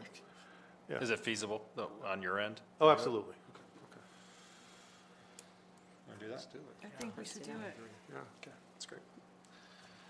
So your direction is to look into procuring consultants, get you Yes. prices on that and whatnot, get back with you, okay? And then we what can do about that. the pack, With- formation of the pack, wait till after that? Yeah, so again, we don't form a pack. We're going to have interested Right. community Get members. We can, started with that on an for individual basis, or even at this point, on a group basis, you can go, corner somebody. Jen We've has had had some discussion with some conversations folks with people already, who- right? Maybe interested in heading up that or being Okay. leadership role in that. Really? I, just from my experience before, I think who we have in leadership on that pack is It's very, very very important. And it makes all the difference in the world. Like Yeah. And 21 willing people who've already said, make me a Yeah. part of that. I'm assuming you as individuals will have some interest in that as well. I certainly will. So we're up to, about 30 people already who've said, sign me up. What do you got?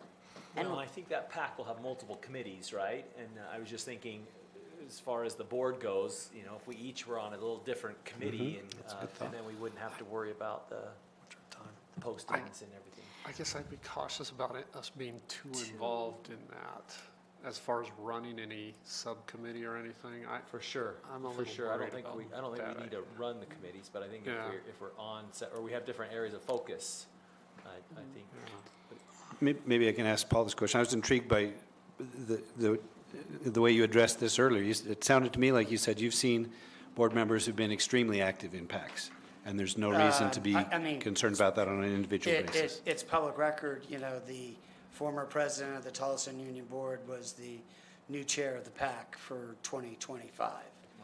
So you've had, and every district is different, and I think the dynamics of the community come into play with that, Sure, where, two board members are chair and treasurer, because those are the only two statutory requirements, and it could actually be one person is chair and treasurer, although would not advise that. Part of it is what makes sense in the community. And, sometimes it's former board members, it's, two community leaders, you tell me.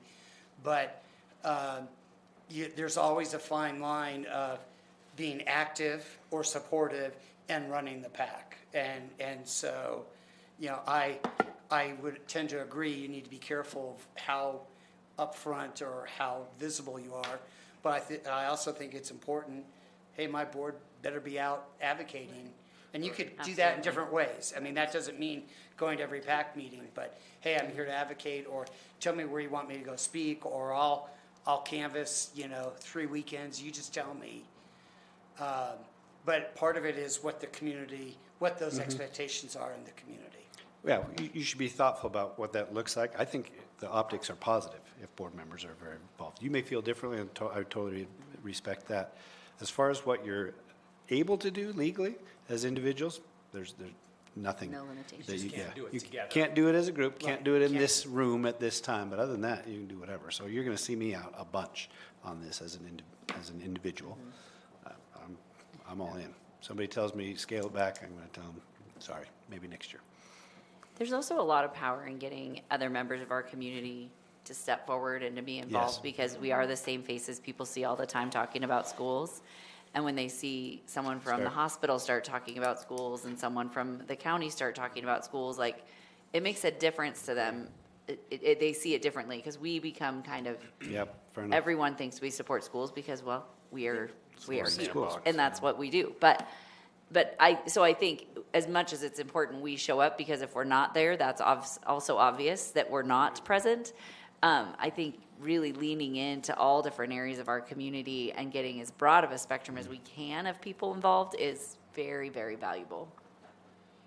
And we need our youth leaders to get out the youth That's vote. I right. was just thinking, there you go. Was that not key last time it was successful? It was, I know that. absolutely. Yeah. It I was know very key. Our chairperson and our superintendent went around to a lot of different groups and had one of our board representatives and the student body president at the school at the time was doing both, was involved in a lot of. Was that not your son, That Nathan? was my Tenney? son, yeah. He spent a ton of I'm like, I time. feel like that was doing Nathan that. Tenney, but I could be wrong. He We're was not at sure how much presentations option and- Nathan had at the and time, but he led a student group that. did. That. was very powerful. Advocated for it. He got them together on a biweekly basis and said, okay, here's what we're talking about this week, and here's what you can do, and show up at this time, and we'll knock doors and whatnot. Yeah. Yep. Well, and I think a lot of our public loves to see our students. Like, I look at you two, and I think it's such a great example. They love to see students that are doing well, who can articulate and communicate well. I mean, it really makes a big impact, and they like to support that. So I think it's good. Yeah. It's exciting. Just really quickly, he was home for Thanksgiving. One of the discussion questions we had as a family were, what are some of the greatest accomplishments in your life so far? And he said, that bond and override, hands down. That's the Yeah. reason I'm working for Congress right now. There are a lot of things I've done in college and high school that, led me in this direction, but that's been one of the most formative things that I did, and I'm so proud that we were able to support the school district that way. And I thought that's pretty cool. Yeah. So hopefully there will be other people like him that will come out and, and 10 years from now, be talking about one of the biggest things they did for their community was helping the bond and override get passed. Well, and if you think about it, like we've talked about, we formed an education foundation, and it makes a big impact, Yeah. but nothing like we can make in a short amount Absolutely. of time with the bond and override. In monetary terms, It's the great. foundation It's yeah, lovely, pales but in it comparison doesn't, to this. it doesn't have the same financial In terms of impact. It has a support lot that of we different feel and impacts. whatnot, boy, the foundation's terrific. Oh my gosh. But yeah. Well, and I think the foundation even helps just the overall perception of education in our Absolutely. community has Absolutely. improved since we've had the foundation Agreed. in place. But it definitely, it's such a fun impact to do the bond and override. Yeah. By far, one of my favorite things I've ever done. So we'll do what you've directed. I think we direct. right And into- it sounds like you're wanting to, I think it's wise personally, but it sounds like you're wanting to hold off on talking about figures, Until- amounts, yeah. until you get some polling data. Yeah. Yep. Okay, great. Does that make sense? I was listening. Okay, that's I fine. was, I would be super cautious, you've talked about this before, but boy, if we shoot for the moon and we get it this time, we're putting a lot of pressure on people It's been a 4 or while. 5 years from now to shoot for the moon again. True. And shoot for the moon again, or Especially put ourselves in a situation where we are cutting people's salaries. That is, Yes. that's Especially tough, in the that's really override, tough. that's the big We're a really unique situation compared to some of these other places that do that regularly. I don't know that we're gonna be, so be real thoughtful, even if we get polling data back that says 10%, be real thoughtful about that. I would love to see 10%, but I don't wanna put the next, yeah. Yeah, That's what Whatever, actually- I mean, that's what I was again, I'll leave it up to you, but. I mean, really, I mean, if you think, I think 6% or right around there, or 7% I is think right it's around around 1.5 million. Yeah. So it doesn't pass again, you're cutting $500,000 just to make up that revenue over a 3-year period. Every Insurance is gonna go up $500,000 every year, and we just get that with the 2% coverage. So raises would be very difficult in those years where it didn't continue if we had a cut in order to come up with. Yeah, we could potentially hamstring future boards by getting a lot now, if we can't do that again in the future. That's not to say that, we won't, but you've seen the political climate in Prescott change over the years, and it hasn't changed in favor of school support. there's no saying we'll have a board that supports renewal. Fair enough, yeah. No. Jen, as well, we talked about our table groups, I'll be brief here. Our table group saying, yeah, shoot for the moon, whatnot, which I love that. I love that. That just makes me so happy. You and I had a conversation with some folks in the community who said, yeah, I think a representative of a really conservative group saying, I think we can get behind this, but not suggesting that we shoot for the moon at all. I I mean, would they said something along the lines, am I wrong? If it's under $100 total, you could probably get a lot of people supportive. I mean, that's night and day from what Paul is talking about Yeah. in some of these other places, right? Where they're asking for $1,500 toward a bond and, per property owner and another They're saying $700 under toward an $100 override. a year, Yeah. Total. yeah. Which, and what were you gonna say? I was just gonna circle back and say, absolutely, we can do what you're asking. Okay. He was I just- was listening, I was Yeah. just being a The higher you smart go, the more people will say no. I can guarantee that. Well, and also the higher you go, the more you're in danger with the next time you need to Yeah, that's a renew thing. it or not renew it. because- I'd always love in 2020 to know whether if we just asked for the 4.66 and didn't ask for an 8. Even in COVID, what that end result would have been. Yeah. Although 4.66 doesn't get us very far. The people at your tables have a really good point. That barely gets us to It- maybe state right. averages if we're super careful. Whatever percent override with the calculator, you're looking at just a tick less in About the that raise raise, yeah. across. Yeah. So 7.7% override will get us, 6.8% raise for all staff. It's pretty much what the calculator ended up showing. Last thing is, I want to say is, I don't know that 2020 is the best comparison for us. I honestly, having been a part of that committee, knowing everything that went on and knowing the people on that committee, we were not prepared for this. Did we have a consultant in 2020? I don't think we did. No. At the I don't- board level or the PAC level? No. I know we didn't at the PAC level. In 2020, it was a vote.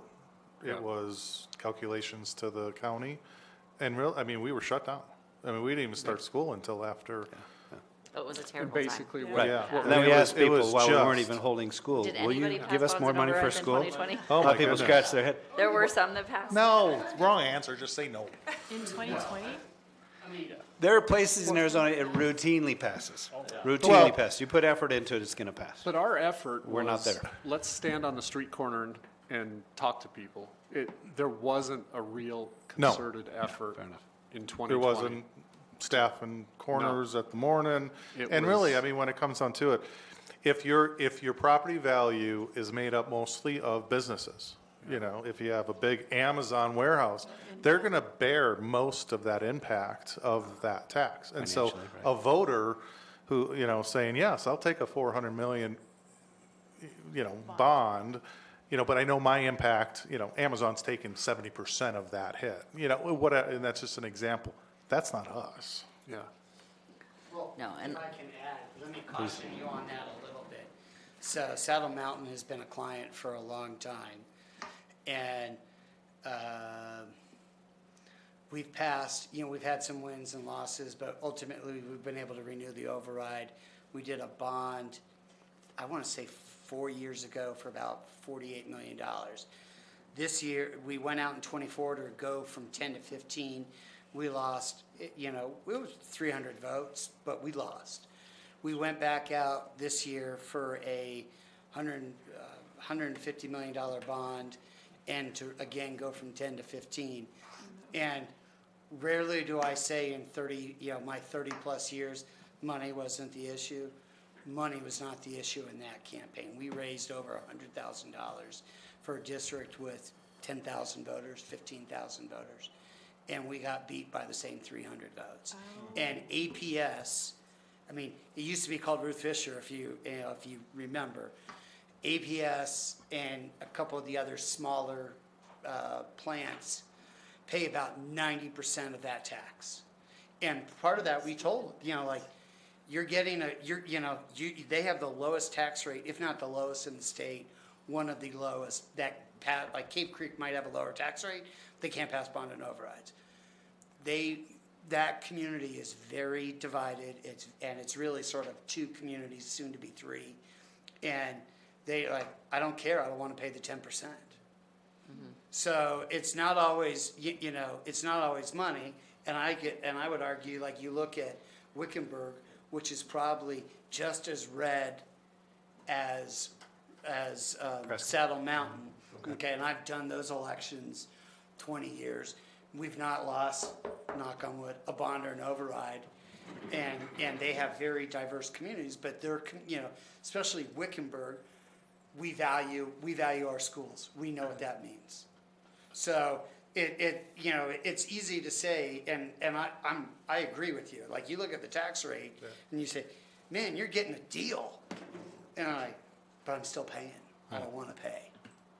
So and you have that challenge in Prescott. I don't care how much it is. I don't want to pay. And we have a percentage of the electorate that is part of that. And you know that. I don't need to, you don't need to pay me a dime or anyone a dime to tell you that. You know you have a tough sell, regardless of 5%, 10 or 8% or 15 or $25 million. You have a tough sell. Your community has not supported education over the last 10, 15 years. So again, just some thought. True. That's mean- just a nice thought for us to have right now. Our community doesn't support education. All right, All right, any other so, discussion? We So know what we we're got doing direction? next. If we can get a sample fee scale between now and then, I'll get it to you individually for oh, sure. that'd be Thank good. you. Okay. That'd be great. All right, so request for future items, we got the Consulting, we got phonics. Well, phonics, I don't think we need to put on the front burner. I don't know, what do you think? I would say if I could wait until at least February, that would be ideal. Okay, I'm thinking as well. We can make that one go a little later till we get this going. I had to look over at Jane's paper to spell phonics. Keep in mind that starting in about February, we're going to start to get into budget discussions as well. So we're talking about That's a tough one. new policy, everything else normal, plus budget, so, and bond and override things. We're going to be looking at some longish meetings, the more that we put off for later. We had long meetings last year, and I don't remember those issues being Okay. just new. And then what, change the time to, so our next meeting will be at 4:30. And Sarah will send a A calendar. 4:30 study session and a 5:30 board study and voting session. Okay. Okay, any other items? We just need to be sure our January meeting has the organizational aspect to it, where we elect a board president. Oh, yes, Oh. yes, So yes. that's all, Oh. that has to happen in Yeah, January. absolutely, absolutely. How does that, does someone get nominated for that? Yeah, have to Within the nominate in board. second. And then, yeah, so a nomination goes forward. If it's seconded, then we go for a vote. Like any other first and second, there's time for discussion Gotcha. about that, and it either passes or not, and then if it doesn't pass, then we'd be not, but we need to come out of that with a president and a vice As long as president. there's not a lot of discussion. Our board has, as you know, long followed a pattern of you know, typically rotating the presidency among the people who seem to be pretty Except for the actively person who involved. needed 2 years because he had a bad first We year. had, we had an unusual situation there, so Stan stepped up and said, hey, I'll do this a couple of times, but yeah. And oftentimes, this doesn't have to be the case, I'm not, trying to mold your vote here, but oftentimes the person who's been serving as the vice president receives the nomination as the next president, and then somebody who's had some experience on the board for at least a year, and who seems to often be in the majority of votes, gets nominated as the vice president, et cetera. So, but that'll be pretty easy. We've got pretty much everybody in this group I'm okay with fits that description, so. And sometimes people are, hey, I did it once, not interested in doing it again. We've certainly had people who've done it a couple of times. They've been on the board for more than one term, and they've done it a couple of times. Steve Campbell did it a couple of times, et cetera, so. If you've got individual questions about that as well, happy to answer what I've seen in the past, and then you'll just need to determine how you want to go with that. I have enjoyed it, especially this year. I really, really have. Especially And the this year. pre-meetings, the agenda review. Would you like to enjoy it another year? We can talk about that in January. Somebody Yeah, else has to that's have a their January picture up list. here. it. Yeah, yours is really nice. Yeah, take a picture of But you gotta wear a tuxedo. Andy's kind of raised the bar as far as that. Bar is high now. Hey, on that note, well, Merry Christmas, everybody, and I'm sure we'll see you in throughout. December at the conference. Yeah, yeah. The 19th is what I'm shooting for.